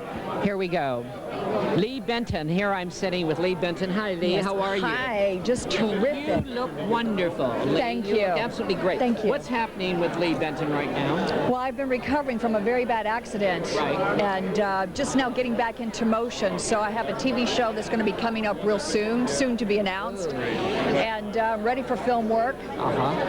I've been approached to do some cabaret shows. I'm not quite sure if I'm going to do that. I'm looking right at you. Very little makeup here. Lee Benton has very little makeup. And what is your secret? You're so beautiful. Still beautiful. That deserves a hug. Darling. You're lovely as ever. Thank you. Tell me, Mickey Spillane. Tell me about Mickey Spillane. Have you met him at all? Yes, he's a big teddy bear. He's one of the nicest fellows in the world. Right. Mickey Spillane and Stacy Keach. Right. Jewels to work for. I love Stacy. Yes, he's wonderful. Yes. Lee Benton as Jenny in that show. Tell me, did you enjoy doing it? I loved it. I loved it. It was a fun role because I usually play a lot of the villains, the vixens, you know, the bad one, the bad seed. And Jenny was a real loving, good-hearted person that was nice. Benton is on television constantly with the fitness. Tell us about the fitness and all this fitness on television. What are you doing? Tell me about that. Well, I just got approached to do some more muscle magazines because that used to be my thing back in the 80s. I used to train a lot and do all these magazine covers. And since the accident, I haven't been able to hardly wiggle my finger. You know what I'm saying? But now the doctor gave me an okay, and I'm going to start pumping again. And I just got approached by Iron Man. They want me to do a cover. They just came up 2 minutes before you interviewed. So I'm going to start doing some more muscle magazines, and you'll see me a lot. Look around you. You have a lot of fans. How are you? Fine. How are you, Skip? You look wonderful. Thank you. So do you. But what do I know? Tell me about. What do you mean you don't know? Tell me about the captain. You're working on that crazy ship. Gavin McLeod? Yeah, I love him. Oh yeah, he's a wonderful guy. You know, Bernie's right over here too. Oh, great. Well, say hello to him. Please say hello to him. I will, but boy, I wanted to always interview you, and I can never get you. I've called your PR people, your agent, and they're always busy. But you have to call me, Skip. Don't listen to those guys. I want that immediately. Yes. But anyway, getting back, what's happening and exciting right now in your life? Well, I've written a play called Soul Survivor, which is a 3-character comedy. Right. And I'm doing it end of July, beginning of August in Atlanta during the Olympics. Right. At the Martin Luther King Center in Atlanta. Great. Yes. What's it about? It's about a guy who's trying to sell his soul to the devil, but he can't get a good deal. I think we all been through that, actually. Well, if you live in Hollywood, it's not really that far. car. That is an interesting Yeah, it's strip. fun. I like that. Yeah. Where's Ted Ling from, actually? I'm from Oakland, California. Are you really? How did you get that role in that In Love TV? Boat? Yeah, in Love Boat. How did Well, you here get now here's the deal, Skip. See, I did this show, That's My Mama. See that? I did that. I remember that. You were very campy. I thought I was the camp. I wanted that role, but I was the wrong color, honey. You know Very campy though. I remember that role at all. And I saw it and I said, that bitch took my part. That's them. I said, that bitch took my part. Well, you told me I would have given it up. But I did that for ABC. And when Love Boat came around, the television executives knew my work from this show. So they were auditioning all these people. They had to audition Bernie Coppell. Bernie Coppell's over there. Bernie, and it's a I want to sore say point hello to you. It's a sore point with Bernie How are you, Coppell to this day. Wonderful, sweet. No, that's Bernie Coppell. How you doing, Bernie? We'll say hello in a minute. But this is So Bernie had to audition. And so Bernie came and he says, Ted, I didn't see you at the audition. When did you come? In the morning, in the afternoon? I said, well, Bernie, the really good people didn't have to audition. And Bernie, working with this man. He's impossible. He is impossible. I tried to have Aaron Spelling remove him from the show in the beginning. Aaron said, okay, I will. He just gave it lip service, but he kept him on the show anyway for 10 fakakta years. I had to work with this man. It was impossible. It was Has it been that long, 10 years? No, we did the show for 10 years. That's a long time. That's a pretty good run. Actually. And it's all because of my talent, not because of his. I tried to compensate for my real feelings about Ted. I taught him tennis on my court. Well, that's true. Bernie Coppell, I did everything I want to ask you could. a question Yes, Skip, please. please. Where are you from originally? Brooklyn. New York. You Yes. started really in the theater, didn't you? Or did you? Yes. No, he started in a cab. He was driving. Pardon the interruption. Did you start in the theater? I had a very formal training at NYU. Right. In Shakespeare, Shaw, Barry, all the classic plays. He did Hamlet. Tell him who you played. But you did theater. I played Laertes. Or I played Osric, actually. Yeah, he played Osric. Yeah. And I did Laertes. So when you left Oakland, you came to Hollywood. Is that it with you, or when he left Oakland, they sent up a flare. They were so thrilled that he was out of there. I came to Hollywood, couldn't get arrested, went to New York. That's the place. Yeah. You advise young kids getting out of high school or college, go to New York. No, I advise them to come to L.A., fail, then go to New York. Okay.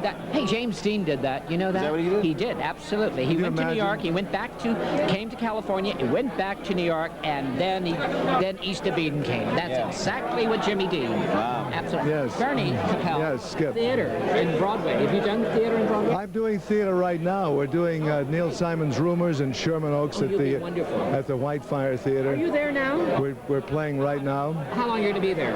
We will be there till August 18th. You hear that? You must come and see it. We certainly will. I'm going to see it. This is on United Cable and all over, so we're going to push this. Neil Simon's Rumors, August 18th. We are Whitefire. It's on Whitefire. Excuse me for saying that. Whitefire. You know, I find Ted. Not going to bother me. I'm going to show up anyway. Are you going to? Have you seen the show yet? I saw it. Yeah, I saw it with who's that Broadway guy? Yeah, he wasn't any good. So Bernie told me, look, that guy wasn't any good. Can I tell you something Come about Ted? see him. It's amazing. No, you're Watch not it. going to do that. You're not going to do that. No. You two guys are great. Yeah. Must have been fun on the set like this, huh? Never. No.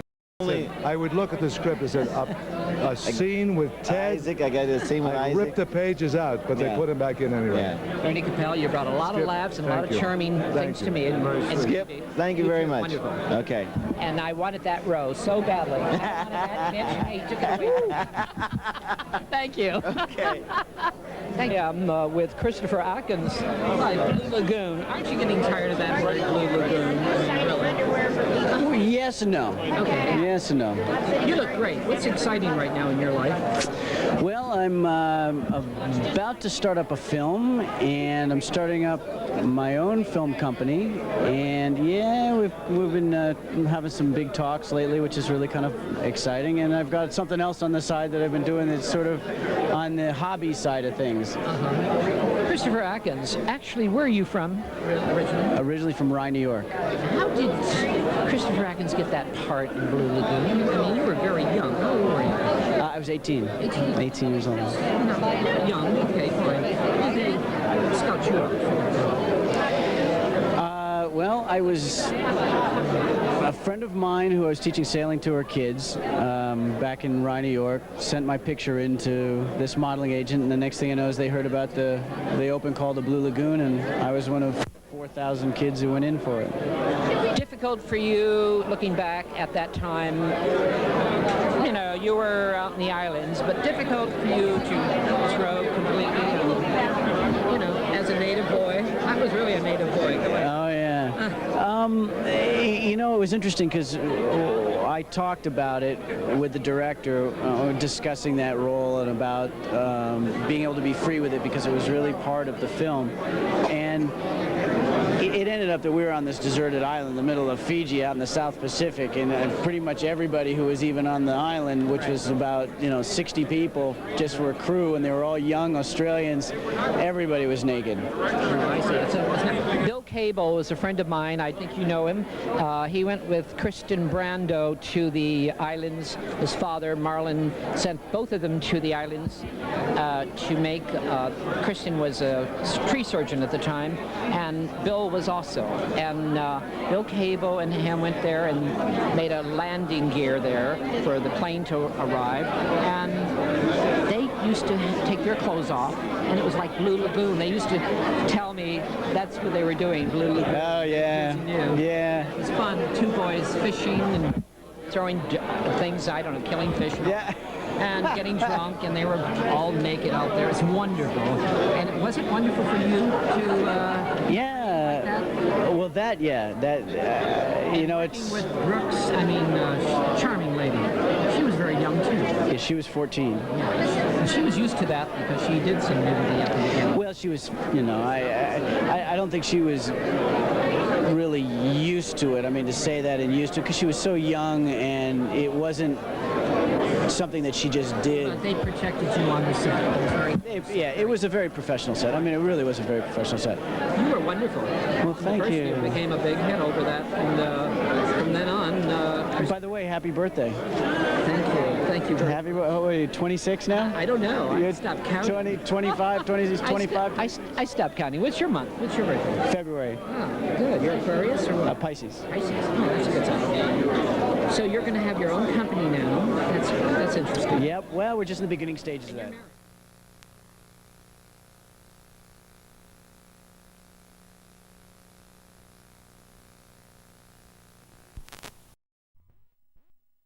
Even talking about it. Just go in there and let's have fun. Of course. Thank you for coming. Happy birthday. Hello. Hi, I'm Nikki Siegel. I've known you. Nikki, of course I know you. Lovely lady. How are you? Where's your husband? Happy birthday. I don't have a husband. You don't have a Nikki? No, I thought you do. Hello. Happy birthday. Thank you. Hello. Happy birthday, Skip. Marge McGlory.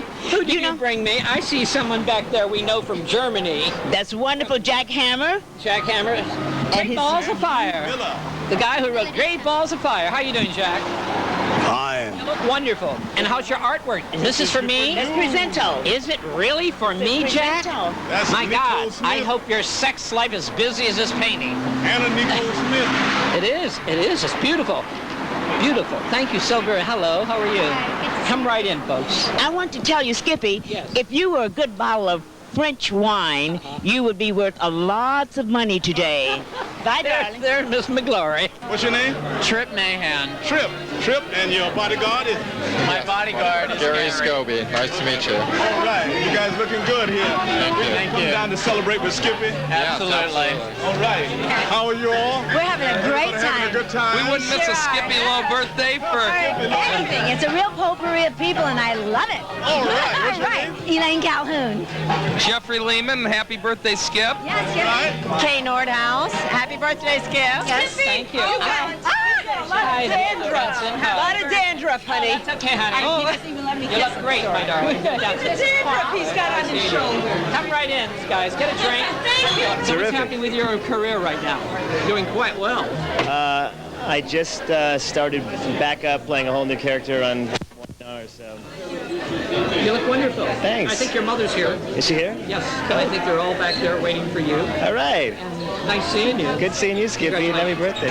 I want to find out what all of you would like to say to Skippy on his birthday. Happy birthday to you. Happy birthday to you for Skippy. Anybody else? I just want to say, Skippy, you're great. He's a good customer of mine, and he's wonderful, intelligent, and I'm very proud to be here tonight. And this is my lady friend, Francesca Danielle. I want to tell you that all I want to know is I want to do whatever Skippy's doing to celebrate his birthdays over and over again and look better and better and have bigger and bigger parties. What would you like to say to Skippy that you'd like to see seen on television? Happy birthday, Skippy, and 50 more. As healthy and happy as you are now. Thank you, Shelley. Barbara McNair, one of my all-time favorite singers. We were just together in Tucson. Hey, Barbara, what's going on with you? Well, this is my third interview of the night, and nothing has changed. I'm still happy to be here. Nice to see you, Annie, since Tucson, darling. That's right. You were the hit of the show, you and Trini Lopez. Wonderful. What would you like to say to Skippy for his birthday? Well, as I always say to Skippy, many, many more, and don't forget to invite me whenever you have one. They're getting bigger and they're getting better. Just like Skippy. Just like Skippy. You heard who said that, Skippy, right? And here's the wonderful choreographer, Joe Cassini. Again, happy birthday, Skippy. I love you, and many, many, many, many more. What would you like to say to Skippy that you'd like to see played back on television? Well, I hope that he realizes that a laugh a day will keep him young always. And it wouldn't hurt to dance a little bit, to sing a little bit around the kitchen, whatever, you know. But I feel that laughing is probably the healthiest thing you can do. It's wonderful. And where are you singing these days? Well, I just did a concert appearance at the Alex Theater last week with Count Basie Orchestra, Count Basie, and with Tony Martin, and that was quite a thrill. I had never performed with the Count Basie band before, and I admired them. They're my favorite band. Thank you, Giselle McKenzie. Here's Carl Ballantyne hiding incognito, but I spotted him next to Giselle McKenzie. I'd like to know what Carl has to say for Skippy on his birthday. I say another year. He's a wonderful man. I don't know how he does it. He keeps looking the same every year. Why is that? Because there's a picture in his attic, like the Dorian Gray story, part 2. Hi, Jane Keane, how are you? We're both like in white for Skippy, summer colors. Listen, this is Skippy's birthday, and I'm going to have something very pleasant to say to him. Well, I certainly do, because I've been on his show a couple of times, and he's such a darling man. He really is fun, and I hope he has a great birthday. He's had quite a few now, not as many as I've had, but he's... You know, there's been so many things done lately about the revival of the Honeymooners with the episodes and things. Out of all the episodes you've done with the Honeymooners, which was the one that you loved the most? Was there one in particular? Yes, I think so. The one where we went to London and we made a guest appearance on a television show. And Jackie had been so smart-ass before the show saying, oh, we can do this, we can do that. And then he got on and he just totally up. He couldn't remember a word. He was like like stone. You know, that was a funny episode. That was my favorite. And are you doing cruises now and plays? Last time I think I read you were doing a play when I was reading Variety. Yes, I am doing a play. I'm doing Sabrina Fair in Atlanta at the University of Georgia. I leave Sunday. Well, good luck. It was wonderful to see you. Thank you so much. Ruth Webb, who looks like a legendary Hollywood star and represents legendary Hollywood stars, and very interesting people such as Joey Buttafuoco. Yeah, Joey's in town. Joey's in town. We had lunch together. In fact, he's going to try to drop in tonight. Oh. He looks wonderful. He is wonderful, and he loves California. He's moving out here. He's going back tomorrow morning, get his wife and his 2 children, and they're going to move to California. And he's a wonderful, wonderful actor, and he's also a very, very wonderful human being. He's the nicest man I've ever known in my entire life. Thank you for coming, Ruth. Thank you. Edie Williams, the girl that if I'm at a party and I see Edie Williams, I know I'm at the right party for the night. And here we are at Skippy's party. What do you have to say for Skippy that you want to see on television? What do I have to say? For his birthday. Oh, get younger. Hi, we're here with Sybil Brand, not only a famous woman, but an institution. And she would like to say something about Skippy Lowe and his birthday. What would you like to say for Skippy Lowe on his birthday today? Well, I'd like to say that I've been to most all of Skippy's birthdays for a lot of years, but I haven't seen him but to say hello. That's typical Skippy at a party, isn't it? It's so dark, you can't see anybody in here. But he's having a good time, so that's all that counts. Thank you very much. It's wonderful to see you. And who are you? My name is Michael. Do you know Skippy? Yes, I do. Would you like to wish him a happy birthday? Happy birthday, Skippy, and many, many, many, many more. More for you than me. This is David. David is Skippy's announcer for all of those Skippy Lowe looks at Hollywood. And I'm sure you have something really special that you would like to do in your best announcing voice for Skippy Lowe on his birthday that you wouldn't mind seeing repeated when you're sitting in the studio watching it. I don't know. I'm not that fast on the uptake. Happy birthday, Skippy. You're an announcer for 12 plus years. It's been a lot of fun and very interesting in meeting lovely people like Annie and the gentleman I'm with and our guest, his guest, Carol Bruce, who unfortunately isn't seated with us right at this moment. Is Bobby Morse coming tonight? Oh, no. Actually, he's in Canada. He's directing a production of True. He's not going to be in it, but he's directing a young fellow. Oh, really? And who's playing True? Some young unknown actor. That's very interesting. Back in the middle of the month, but he won't be here because he is out of town. So that's the latest I heard from him. And he's expecting a baby, so he's going to be a father again soon. Another one? Yeah, maybe I shouldn't say anything, but... well, father knows best. Yeah, he said I could say it, so he's going to be a daddy for the 5th time. Oi, thank you, David, for all the news from Hollywood. I know I'm at the party of the evening. What would you like to say to Skippy tonight? Many happy returns, Skip. You always have a great party, lots of fun people, and lots more parties for you, Skip. Out of all the parties you've been to, of course, besides this one tonight, what's been the most amazing one, and what was the most amazing thing that happened so far in '96? In '96, if I could survive a party, I get out of the party and get home, I find it amazing. I don't go to that many parties. He's at every party, at every event, at a private party where someone's getting married. He's there shooting the pictures for all those papers that we all say we don't read, but they really read. We do read them. We all read them. And they've gotten a lot of respectability in the last few years. Inquiring minds have to know. Especially with the O.J. situation. Any new gossip that you'd like to tell us tonight? I can't think of anything except that Annie Gabus is here without her husband. Don't tell anybody. I won't. John Biner's a very nice man. Thank you. Should I go?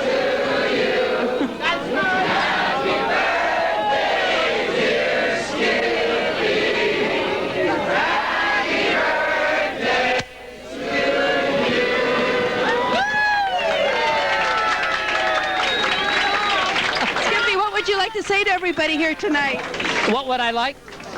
What What would you like to say to everybody that's here tonight that you want to see repeated on your television show? What would I like to tell everybody? Yes. Have good thoughts about everyone. Okay? Thank you. Happy birthday, Skippy. Everyone. God bless you.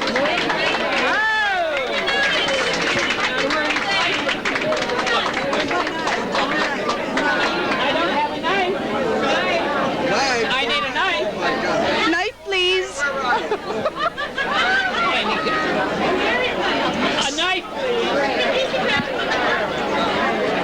Somebody said this was the greatest party. They said it's just like a Fellini movie. Skip, turn around and look this way, Skip, the picture.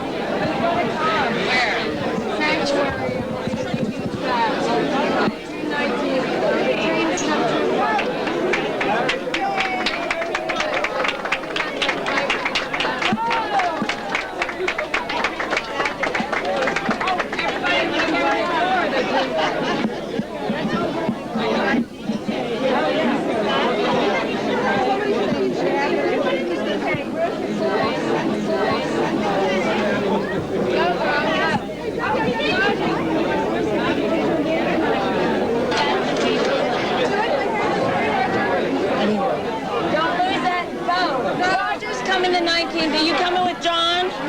He's coming back into town on the 6th. Did you see Edie Williams? She almost looks normal tonight, Debbie Dutch. Where? She's a girlfriend of mine. I love her. She looks normal. She looks like actually a television actress looking very hot and sexy, but she looks normal. You'll have to check her out. Well, since Edie's a girlfriend of mine, I really am looking forward to that, and you're my best girlfriend. What do you have to say to Skippy tonight for his birthday? I love Skippy.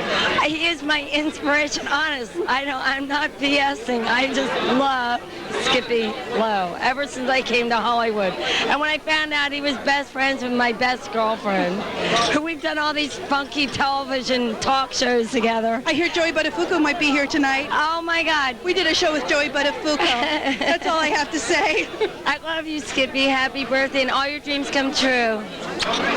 Thank you. That was my friend Debbie Dutch. Jan Daly's here to say happy birthday, Skip E. And just did his show this week, and what a sweetheart. We had a great interview. We've been for probably the last 20 years in a lot of the same places, but somehow we never met. So this is our first meeting, and I'm at the Cinegrill all in June, all Mondays in June. So that's good because we never know when the show's going to air. That's right. Well, it actually aired here in LA, but you know, it's going to air everywhere. Well, you've gone to a lot of parties, right? Yes, absolutely. What do you think of the assortment of people here? Somebody said it was like a Fellini movie.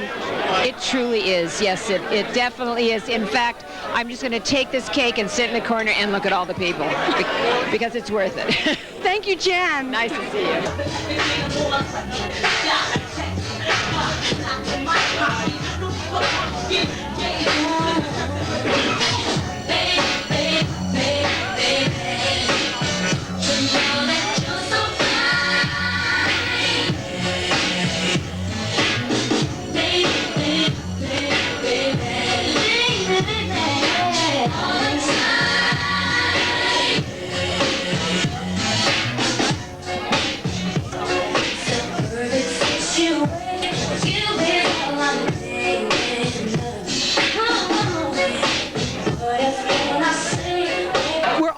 to wish Skippy a happy birthday, and look at the wonderful assortment of people that are going to wish him. First of all, here's a gossip columnist, Marcy Weiner. Besides wishing Skippy a happy birthday, I hope she gives us the latest on something. Marcy? Well, actually, I have to tell you that Skippy knows even more gossip than I do, and we're kind of like headed. I mean, actually, I have to tell you something. I consider myself Hedda Hopper's illegitimate granddaughter. I really have. I really do.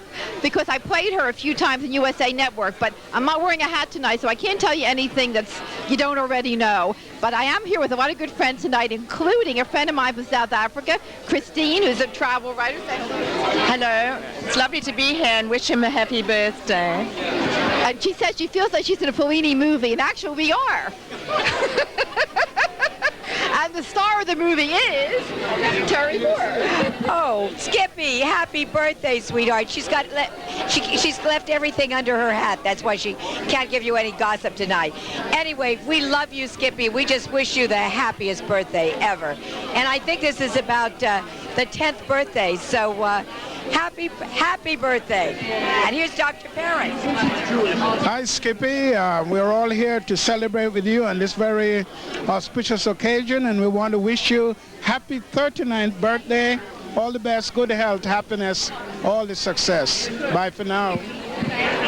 Three wonderful people, a legendary actress, a hot gossip columnist, and a foremost doctor.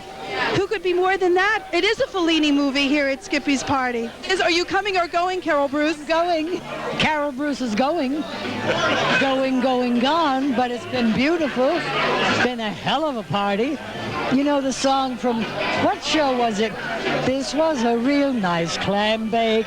We're mighty glad you came. Carousel. At Oklahoma Carousel. That's right, yeah. That's right. The victuals we had were good, your bet. Did you have some victuals? I beg your pardon? Did you have any victuals? I'm just going on with the lyrics of the song. The victuals we had were good, your bet. The company was the same. Quite an interesting assortment of people. I'm having... You're wonderful. Forgive me. Hello. Hi. I cannot hear a word with this decibel of music.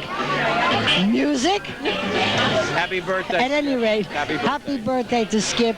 A very, very wonderful person.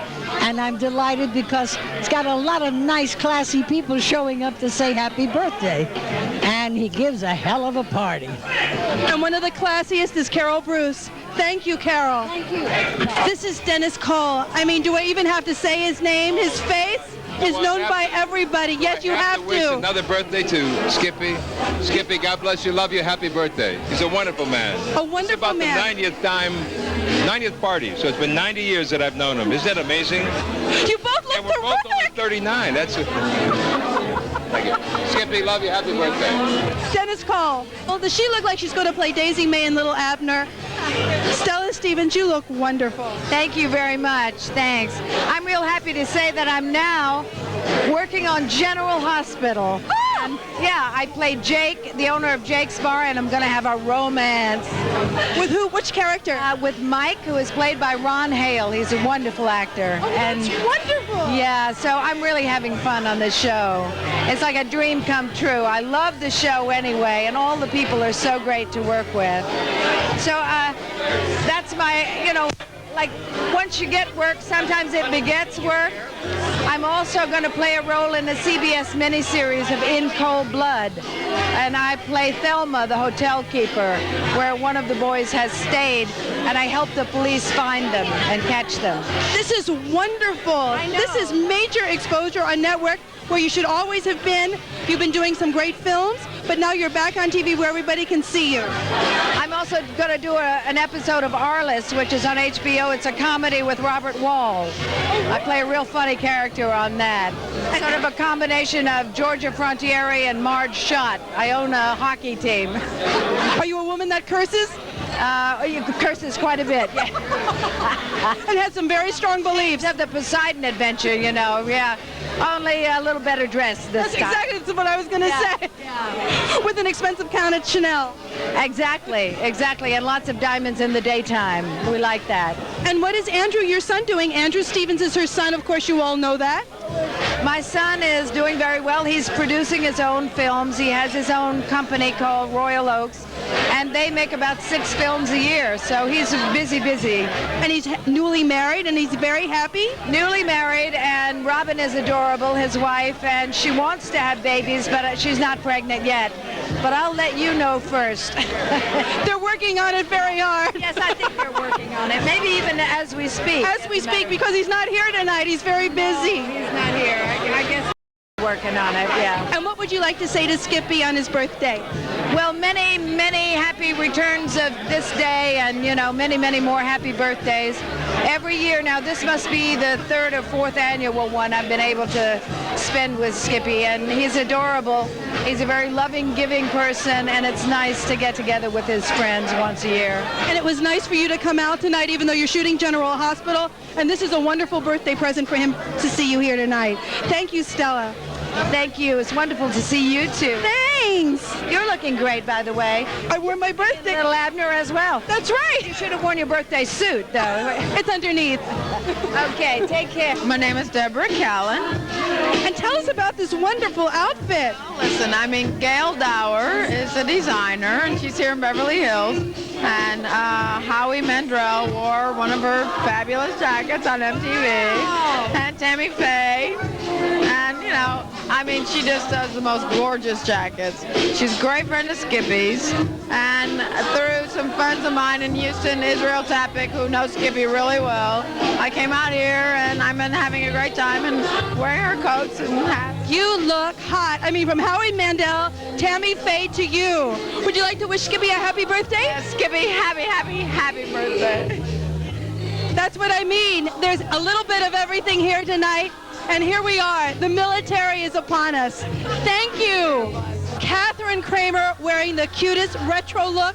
You look adorable. You look like you're going to a Beatles concert. Well, thank you so much. I wish I was. No, but this is a great scene. This is a great party.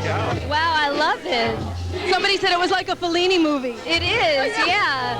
Has it been this crowded? I just got here. I mean, it's like it's really happening. Everybody's here. Tony Curtis, Stella Stevens, you, Jane Keane, just a bevy of people. Shelley Winters, everybody's here. Now, what would you like to say to Skippy for his birthday that you would like to see repeated on camera? Skippy, you're just the best. And I wish you the happiest birthday of all. I know you've had many, but I want this to be your best. And may you have 100 more great birthdays. You're one of a kind, and you're like a really good friend of mine, and I just wish you the very best for the rest of the year. This is Catherine Kramer, who's the daughter of Stanley Kramer and is a wonderful singer and actress in her own right. And what's going on for you? We might as well find out while we've got you here for a minute. Well, actually, I had these. Someone handed them to me tonight, but isn't that wild how it comes in? I'm playing the Viper Room on June the 20th with Anita O'Day, the jazz legend. And I'm doing a play based on her life, the young years. And so this is like a kickoff. A one-woman show? Yes, yeah, it's going to be. And the Viper Room's that happening room in Los Feliz? No, it's actually Sunset Boulevard, and it's Johnny Depp's club. Oh, the Johnny Depp Club, right, in West Hollywood. And what's been going on besides that? Several movie projects I'm working on, and then I'm doing the Jazz Bakery right after that. And for Ruth Price? Yes, exactly. Yeah, that's right. Well, thank you for coming. Get a good look at her outfit. Do a once-over on her. It's a wonderful outfit. So retro. And you look adorable. Good luck with the one-woman show. And have fun. I absolutely will. I want to go dance. Where's this going for? Is this for, yeah, all right, never mind. This is Harvey, Skippy's friend. Harvey Sid Fisher. Harvey Fisher, the creator of golf songs. Astrology songs also. You missed your good friend Shelley Winters. She came and she left. Yeah, no, I saw her, and we've already said hello, and I'm going over it out. But Skippy, I want to talk about something important here, Skippy. You know, your birthday. You give such happiness to this town, such amusement. You're so interesting. You have so many friends, you know. That's the way to really tell spirituality. You have the great spirituality is when you have a lot of friends, and you can go to the bank on that. And you being a Gemini, Skippy, I can't just sing happy birthday. I gotta do my Gemini song for you. The wind will never know exactly which way it will blow, and so the same with twins. I never know which way I'll go. I'm always different people, and I don't know who is who. I wish the real me would stand up and say, how do you do? One twin wants to plan the war and let the other march. One twin does the making love, the other likes to watch. There is nothing, I'll tell you more about it later. It is a Fellini movie, and Harvey Fisher just proves it. That was Harvey Fisher wishing Skippy a happy birthday, I think. Well, look who's here. I mean, everybody is at Skippy's party, and just leaving the scene, but I caught her for a minute. The legendary Diane McBain. Diane McBain, how are you? I'm very well, thank you. How are you? Very good. What is going on in your life? Well, I'm doing a lot of writing, and a lot of living, and a lot of loving. That's lovely. Anybody special? Anyone special? All kinds of, no, never. Or is it just the general love? What type of writing are you doing? Screenwriting. Oh, yeah, wonderful. yeah, but what about acting? Thing. You're such a wonderful actress. Well, that's sort of too, you know. It just depends on which week it is. You know, I act and then I write and then I act and then I write, you know. Out of all the money films you've done, could you name one or two that you enjoyed doing the most? Well, Claudel English, I don't know why. It was just a wonderful experience. And then Parish was terrific because of Troy and Claudette Colbert and, you know, all those wonderful people, Carl Malden. You look exactly the same as you did in Parish. Oh, well, You look wonderful. And what would you like to say to Skippy on his birthday? Oh, well, have the most wonderful birthday of all until next year, and then have the best birthday then, and on and on and on. The best, Diane McBain. It's wonderful to see you. You look beautiful. Thank you very much. It's nice to see you. Thank you. Last time I saw you was at the Cher show, and I remember what you told me. You had never gone to one of the Cher parties, and you wore your daughter's outfit, and it fit you perfectly. That's right. What size are you? She dressed me that night, too. I did. What size are you, Gloria Allred? About a 2 or a 4, depends. Without a diet, right? No, I'm always conscious of what I'm eating. That's good. That's good. I fight the same battle that most people fight. A size 2 or a 4? The battle of the bulge.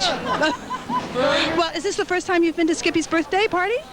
I think it is, but I think he's a very sweet, dear guy and just a loving, giving, warm human being. And I wanted to come by and wish him a very happy birthday because I'm a big fan of Skippy's. And I'm sure you saw a potpourri of people that you never thought you'd see at one party. Very interesting potpourri. So, Skippy, I love you.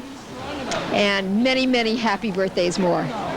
From a size 2 to 4, is that sickening? Not only is she educated, talented, and beautiful, but she's a size 2 and 4. I can't stand it. Thank you for stopping by. Thank you very much for asking me to say these few words to Skippy, and Gloria Allred loves you, Skippy.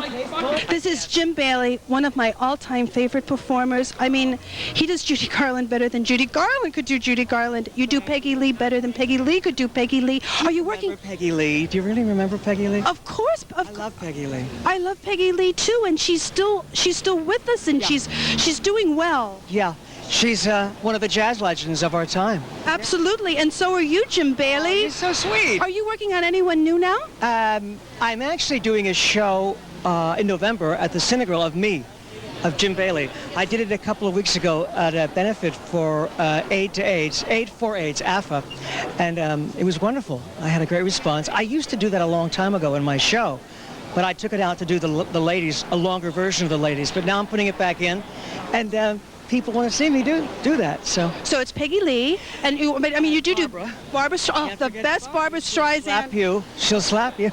And you know, she's doing that movie where she does that major cosmetic overhaul. Right. But you look like her cosmetic overhaul all the time when you do her. She must be so appreciative. Has she seen you do her? Yeah, she's very sweet. She's very nice to me, yeah. Now, what would you like to say to Skippy Lowe that you would like to see repeated on television for his birthday from Jim Bailey? I wish him health, happiness, and a friendship that's very rare in not only this town, but in the world. He's a very special person.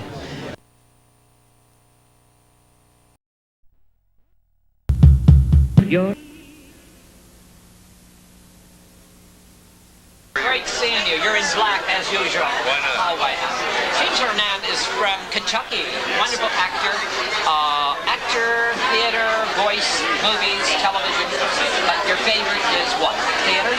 Well, theater, sure. You know, that's my first love, first training.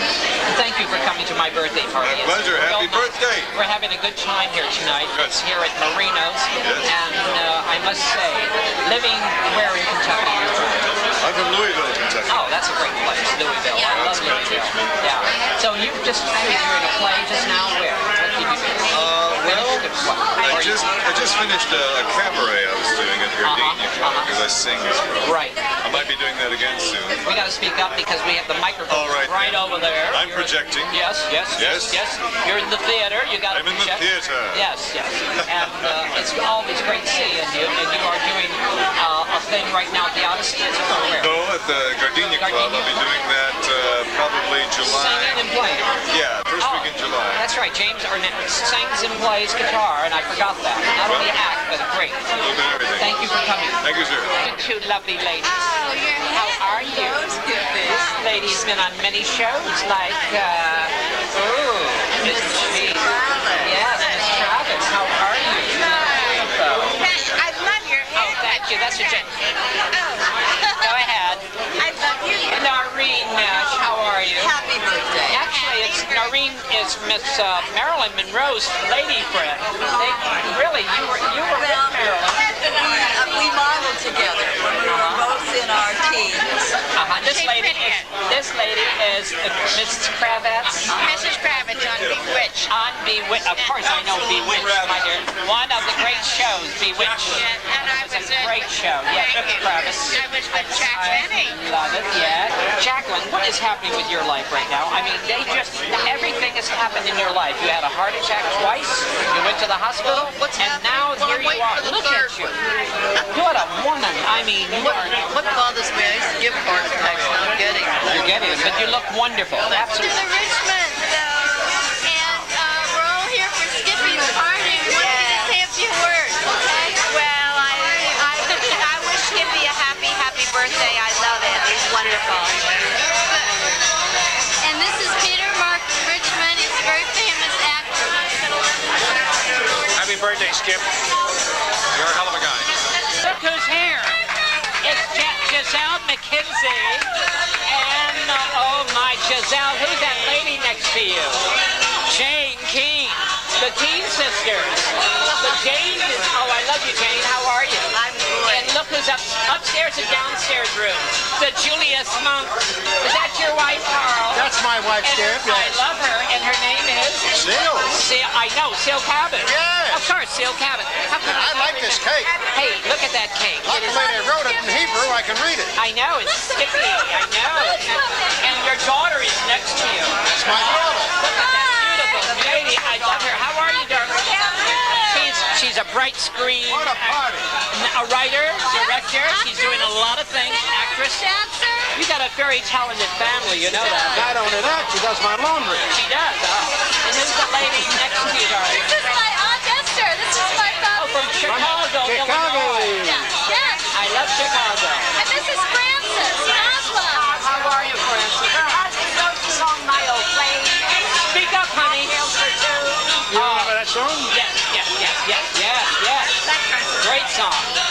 Jane King, you're so very quiet this evening. She's hungry. She's hungry. It's going to be food in a minute. It's coming. I'm going to get it here. It's coming somewhere. I wish you a happy birthday. I know, darling. You look absolutely wonderful. All you lovely ladies. How about the fellas? And Marvin Page. Skippy's wonderful. His shows are fun. He's ageless. He's just one of those wonderful people that goes on and on and on. And I've got great respect for everything that he's achieved. Happy birthday, Skip. We love you. We've done always at all of our commercial television stations in Hollywood. We have a chance to see Skippy whenever he's around. He's in everywhere. We certainly wish him a happy birthday. He's a fine fellow. Happy birthday, Skip. Happy birthday, Skippy. We love you very much. this is Carol Vitelli. Skippy. Carol, Carol is going to help me to host this, and now it's Carol Vitelli. I love your hair. I love you, honey. Thank you, darling. You look great. Happy birthday to Carol Vitelli's going around the room. I'm a minute. 1 minute, and then you go around the room and you take over.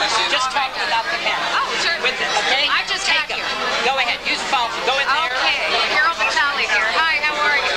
This is Skippy's birthday, and we say happy birthday to Skippy, of course. And we're over here at Marino's, and I just got here, so I haven't even seen who's inside yet. Oh, no, I'm always on. The Carol Vitelli show, but this is Skippy's party. What's this lady's name? This is Anna Marlowe. Anna Marlowe.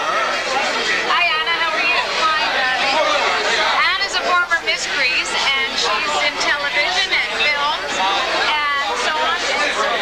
Is that correct? She's what you call an up front girl. Yes, and you are? And you are? Up front, I would say. Eddie Purcell. Eddie Purcell. The famous Eddie Purcell. Nice to see you as well. Nice to see you all. Happy days. This is the right place, really. Lindley. Hi, Carol. How are you? Oh, you were disappearing, Carol, before even you were running out of my apartment. Yes, I Why? know. Because all the food was gone. I know. Yes, I know. Yes, I know. You know me. You know. Got with you there. Trent Dolan. Oh. Heartthrob. Heartthrob of the soaps. Just of life. Whatever. What? Oh, how are you, Trent? You're wonderful. You've been around Hollywood how long, Trent? 201. Really? No. You've been around a long time. Been around a while. Now, Troy Donahue days? Is it Troy? And Tab Hunter days? That was a little bit close. Oh, was he really? You knew Tab, did you? Yeah. They're the same quality. Tell me about Carol Lindley. What's happening with you right now? Exciting? That's okay. I do it one day at a time. All right. You see Jay Bernstein? Yes, I did. Yes, he's charming. I love him. Great eyes. Great eyes. You two should be sisters and brothers. Boy, if anyone could really do sisters and brothers, wow. Lowe with Ron Jeremy, the porno star. Talk to you later. You're being called. Oh, am I take care. Oh, am I here? Skippy, get in here, baby. Oh, Ron Jeremy. Hey, Skippy, let's go. Is it true, Ron? Whatever you... It's not true. Is Jacqueline Stallone there? Yes. Holding on Ron Jeremy. You see a cutie? She is a doll. No, she's not making a movie. Who is that man next to Jacqueline? Who's that man Come on, let's get a four-way. And Ruth Webb. Wow, Jacqueline. How beautiful. This is my friend Crystal. This is Crystal. Crystal? Hi, Crystal. Oh, God, you'll never drown, Crystal. Believe me. I mean, look at her. She's got some moves. I love it, Crystal. Ron Jeremy is... I want to stand next to her for a while. Skippy, get in here. It's your birthday. I'm in here. Get over here. I'm here. But, Ruth, I'm here. So, Skippy, Ruth, get in the middle. I'm talking to you. In the middle. I'm talking to you. In the middle. No, we're all here. Root in the middle. Root in the middle. Come on. Come back here. I give him a back massage. Now, is that Kiki Berlingi? I hope so. No, it isn't. No, it isn't. But anyway. This is a wonderful party. Happy birthday. We're having a great time.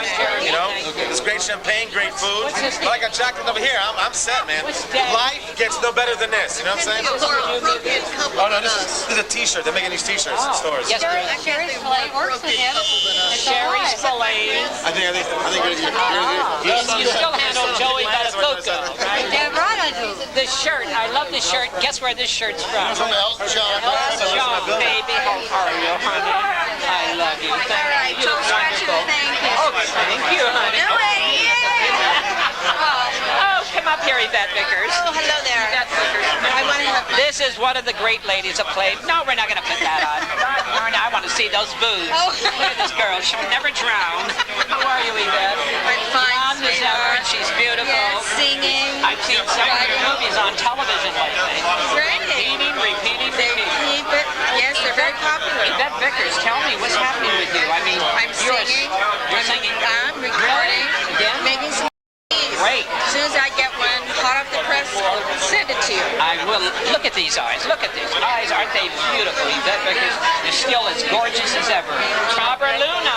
Hello, Robert Luna. Look at Jacqueline. Robert Luna. Hello, Jacqueline. This is Robert Luna. Come on this side. Okay. This is my better side. Oh, okay, whatever. They're all saying James. He put me over here too. This All is right. the little birthday person. Yes. And what's happening with your life nowadays? Oh, please don't ask me this question. We'll have to talk about Okay, it. 1998 has been Is it? the most memorable year probably of my life. Really?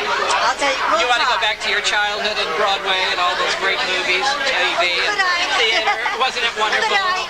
Barbara was a great theater, Broadway star, and then movies, and then she married a great actor, and then now she's just doing whatever she's doing. Still working, right? I've been moving, and you know what that is. Yes. Moving, folks.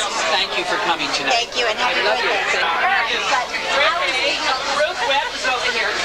Are you alive? Ruth Webb is alive. You're doing well. Look at Look at you. Isn't she wonderful? She was in death's America, door. turn around and let everyone see how beautiful you are. She was on death's door. Isn't that God bless her? She lived through a Mercedes was totaled for this poor child. Right. Almost total. I know it. I know. God bless you, honey. I'm not dead. She's still. Well, I died in Baltimore. He died in Cleveland. I'll be back. I'm going to take a picture. I'll be back and say hello to you. I'll be back. He'll be back. Sybil's coming there. I will be back. Come on. Oh, look who's here. Ray Evans. Oh, look at Ray Evans. Ray Evans. My friend. Ray Evans. All right. Okay. How are you, darling? All right. I promise. Rip, my favorite stripper. Wait a minute. Wait a minute. Rip, this is Melanie. But you've got to meet her. This is Melanie Jones. I know. This is my girl. I've heard about the bucket. Great. And her mother, I worked with her in Kansas City. Her mother was a stripper, a very famous stripper I worked with. What's your mother's name? Your mother's name? Phoebe Love. Phoebe Love. This is Alice Schiller. Alice Schiller and Grace Lowe, the ladies in pink. And Holly. And Holly. What lot? I'm Stephanie. Stephanie. Nice to meet you. Oh, this is Jeff Lehman. I'm the doorman. This is Jeff Lehman. Thank you very much. Okay. And thank you very Stephanie much. is the tour guide. I'm the little tour guide, Stephanie Hibbler, and thank you very much for having us all here, Skippy. We love you. And now, back in the other room. Thank you. Here we are at Skip Lowe's birthday party here at Marino's in Beverly Hills. This is a terrific crowd. Hi, I'm Mike Tileman. We're putting together the Hollywood History Museum in the old Max Factor building in Hollywood. And of course, Skippy is going to probably be a permanent display down there. That's fantastic. Nah, Skippy's too young for that. He's going to be there, but only for the parties, I think. Isn't there also a restaurant that's going to be in the Yes, Max it's Factor building? kind of a famous one. We're bringing back Jason's for the first time ever to Hollywood. Oh, I miss Chasen. Yeah, Jason's was in the old Jason's was in considering West Hollywood. It was always considered the heart of Hollywood, but never really was. And now it'll be right there. Now we're bringing Beverly Hills into Hollywood. We're bringing Hollywood back. Hollywood's golden era. Reviving it. A lot of fun. We're going to open in October. In October, well, we'll be looking forward to it. Come on down to the Max Factor building. Oh, you better Parties every night. tell the camera operator and he'll come too. Well, I sincerely hope so, and I hope you take this pretty girl with you too. You got to do that. Well, we'll be married by then, so we better. Oh boy, I saw. Oh, Well, my I God. noticed he was trying to shake his ring off just then. That's wonderful, wonderful. Who are you? Hello, how are you? You got to stick those boobs out, right, honey? I mean, you can't do nothing about that, right? Is that it? How do you like the back of the dress? I love it. Beautiful. Edie Williams, tell me, what's been exciting in your life? Going to the Academy Awards without a ticket or what? I hear you. I heard that. Terrible. Isn't that terrible? He's always trying to put me down. No, There's I'm not. somebody No, doing that. I would never do that. You're my There's baby. men that will boost you up. I have a website now, the Edie Williams website. Right. What is it? Tell us. It's beautiful, and there's beautiful color pictures of me arriving at movie premieres in different outfits, arriving at the Academy Awards. Right. And you can see all the films that I've been in are on the list. Tell me, what is the most exciting that you felt you did? With Robert Downey. Robert Downey? Robert Downey Jr. Picture Why is called that? Rented Lips. Rented Lips? Rented Lips. He's a really good actor. Yes, he's wonderful. He should have won the Academy Award for Chaplin. He should have been nominated for Chaplin. And working with Walter Matthau, that was fabulous. Which was that? It was a picture called Secret Life of an American Wife. The director was George Axelrod. Right. One of the best directors in the world. Is he still around? He directed Audrey Hepburn in Breakfast at Tiffany's. He directed me too. He discovered me. Where's Edie Williams from? Origin? Portland. Portland, Oregon. How did Edie Williams come to Hollywood? I was voted Miss San Fernando Valley. You were a Valley girl. I was a beauty contest winner. Yeah. I won the contest, and then I was Miss Studio City, and I was Miss Los Angeles. Right. And then I had a contract with 20th Century Fox. I signed a 7-year contract. That's the days, it's 7-year days, right? And in they my groomed class, you to become stars. Yeah, my class had Tom Selleck and Christina Ferrari and James Brolin, who's with Barbara Streisand now, was in my group. really, it's still here, it's still going strong. I feel excited right now. I know you've been working very busy, doing a lot. Right, the police academy. But tell me about Maperlini right now. What are you doing? Getting married in October. You're getting married? I thought it was 6 months, now it's 4. I know, he's sweating. I'm starting to sweat. I just found out that you really are a golfer. What's happened there? How do you, Maperlini, become a golfer? I'm planning on taking over the tour in like 8 years. 8 years, and I'm going to be hanging out, throwing down tequila with Tiger. You're going to get with Tiger, huh? Sure. Have you ever seen him? You met Tiger? No, I haven't met him. Oh, yeah, I played at the same course as him. He was behind me, and I saw him make a putt that was unbelievable. I understand you get up every day in the morning early and play golf. Is that his new life? She loves that. That's your new life? She loves that. Yeah, my friend Robert Morse, the actor, does the same thing. He loves to get up early, plays golf. Does that start your day good for you now? Makes me feel like I'm having a full day. Makes him a solid person. Does it? Happy birthday, Skip. Thank you, Matt. Happy birthday. Happy birthday. Yeah, I love you. Thank you, Dick Steve. Jim and I. Yeah, Sunday is mine. That's right. Jay Bernstein June is 7th. June 7th, and that is Dean Martin's birthday, June 7th. Yes, it was in Tom Jones, and the man whose name was Prince. That's correct. And who's the lady you're with? Her name is Monique Martin, and Monique just finished doing, what is it? What kind of tape is it? I just finished producing its first ever swimming children's music video. The purpose of the video basically is a water safety, and right now our goal is to save lives this summer for children. We're looking at having less mothers going without losing their children. So. Looking at her eyes, they're beautiful. Have you looked into her eyes? I mean, well, right now it's a little hard to see past your jacket. I wonder what Roy Rogers is doing without this jacket. I know. How are you, Dave? You know, your hair looks marvelous. I like it like this. You should keep it. I got this in a pet shop, Dave. I would say, you know what it is? I like it better. It's a good Yeah, we always have to reinvent all the time. We certainly do. And I think it's a good are you idea. reinventing? Jay Bernstein reinvents all the time.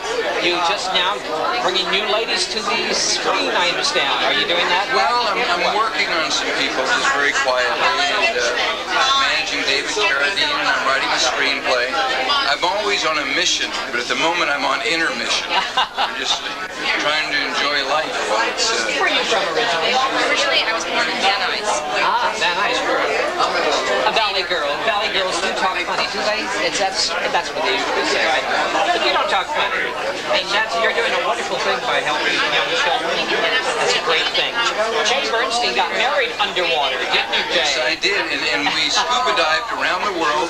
I got married on Lifestyles, The Rich and Famous, 30 feet underwater in a $1 million wedding. Right. My wife of the time, we scuba dived around the world.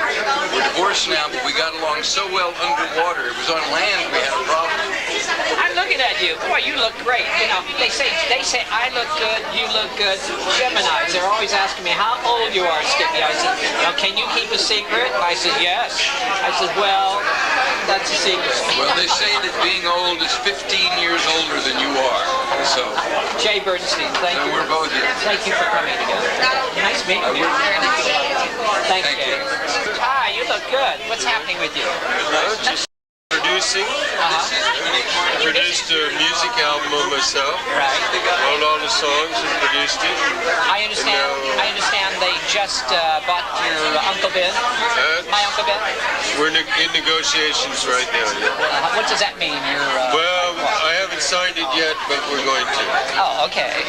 What's your love life like nowadays? I understand it's been... It's pretty crazy. It is? Has it been up? Has it been down?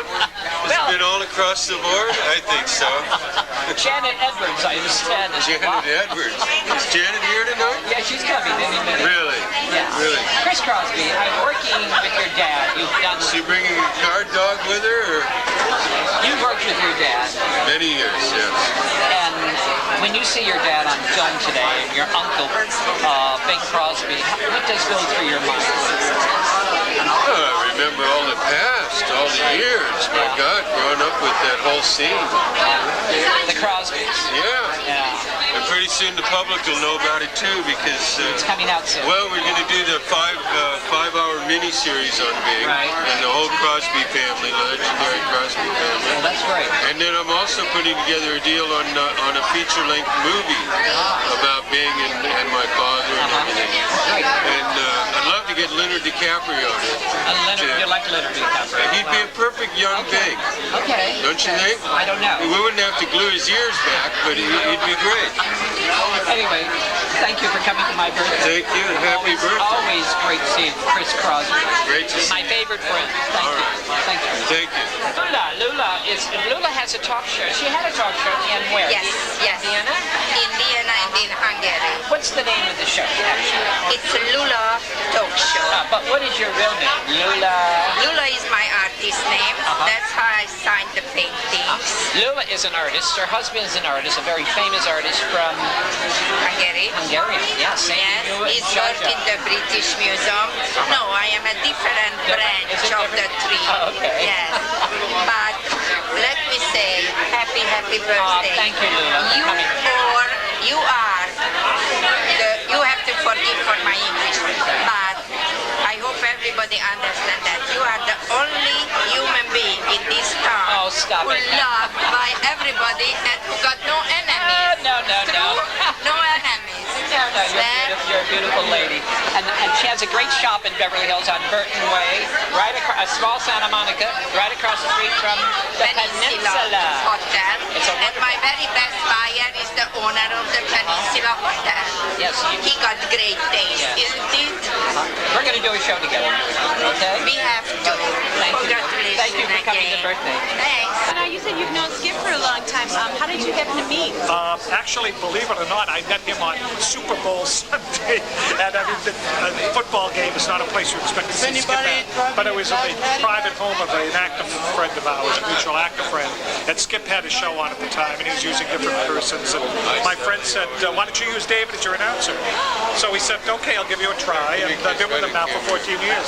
So it was a very Super Sunday. Yeah, and I sort of came up with a byline for him, or whatever you want to proper tag is, because it was I who introduced Man of a Half Hour. Rip Taylor. Stand over here. I love the new haircut, Skippy, and happy birthday, my friend. Oh, Rip, I love you, honey. They didn't say. How have you been? Who gave you your name?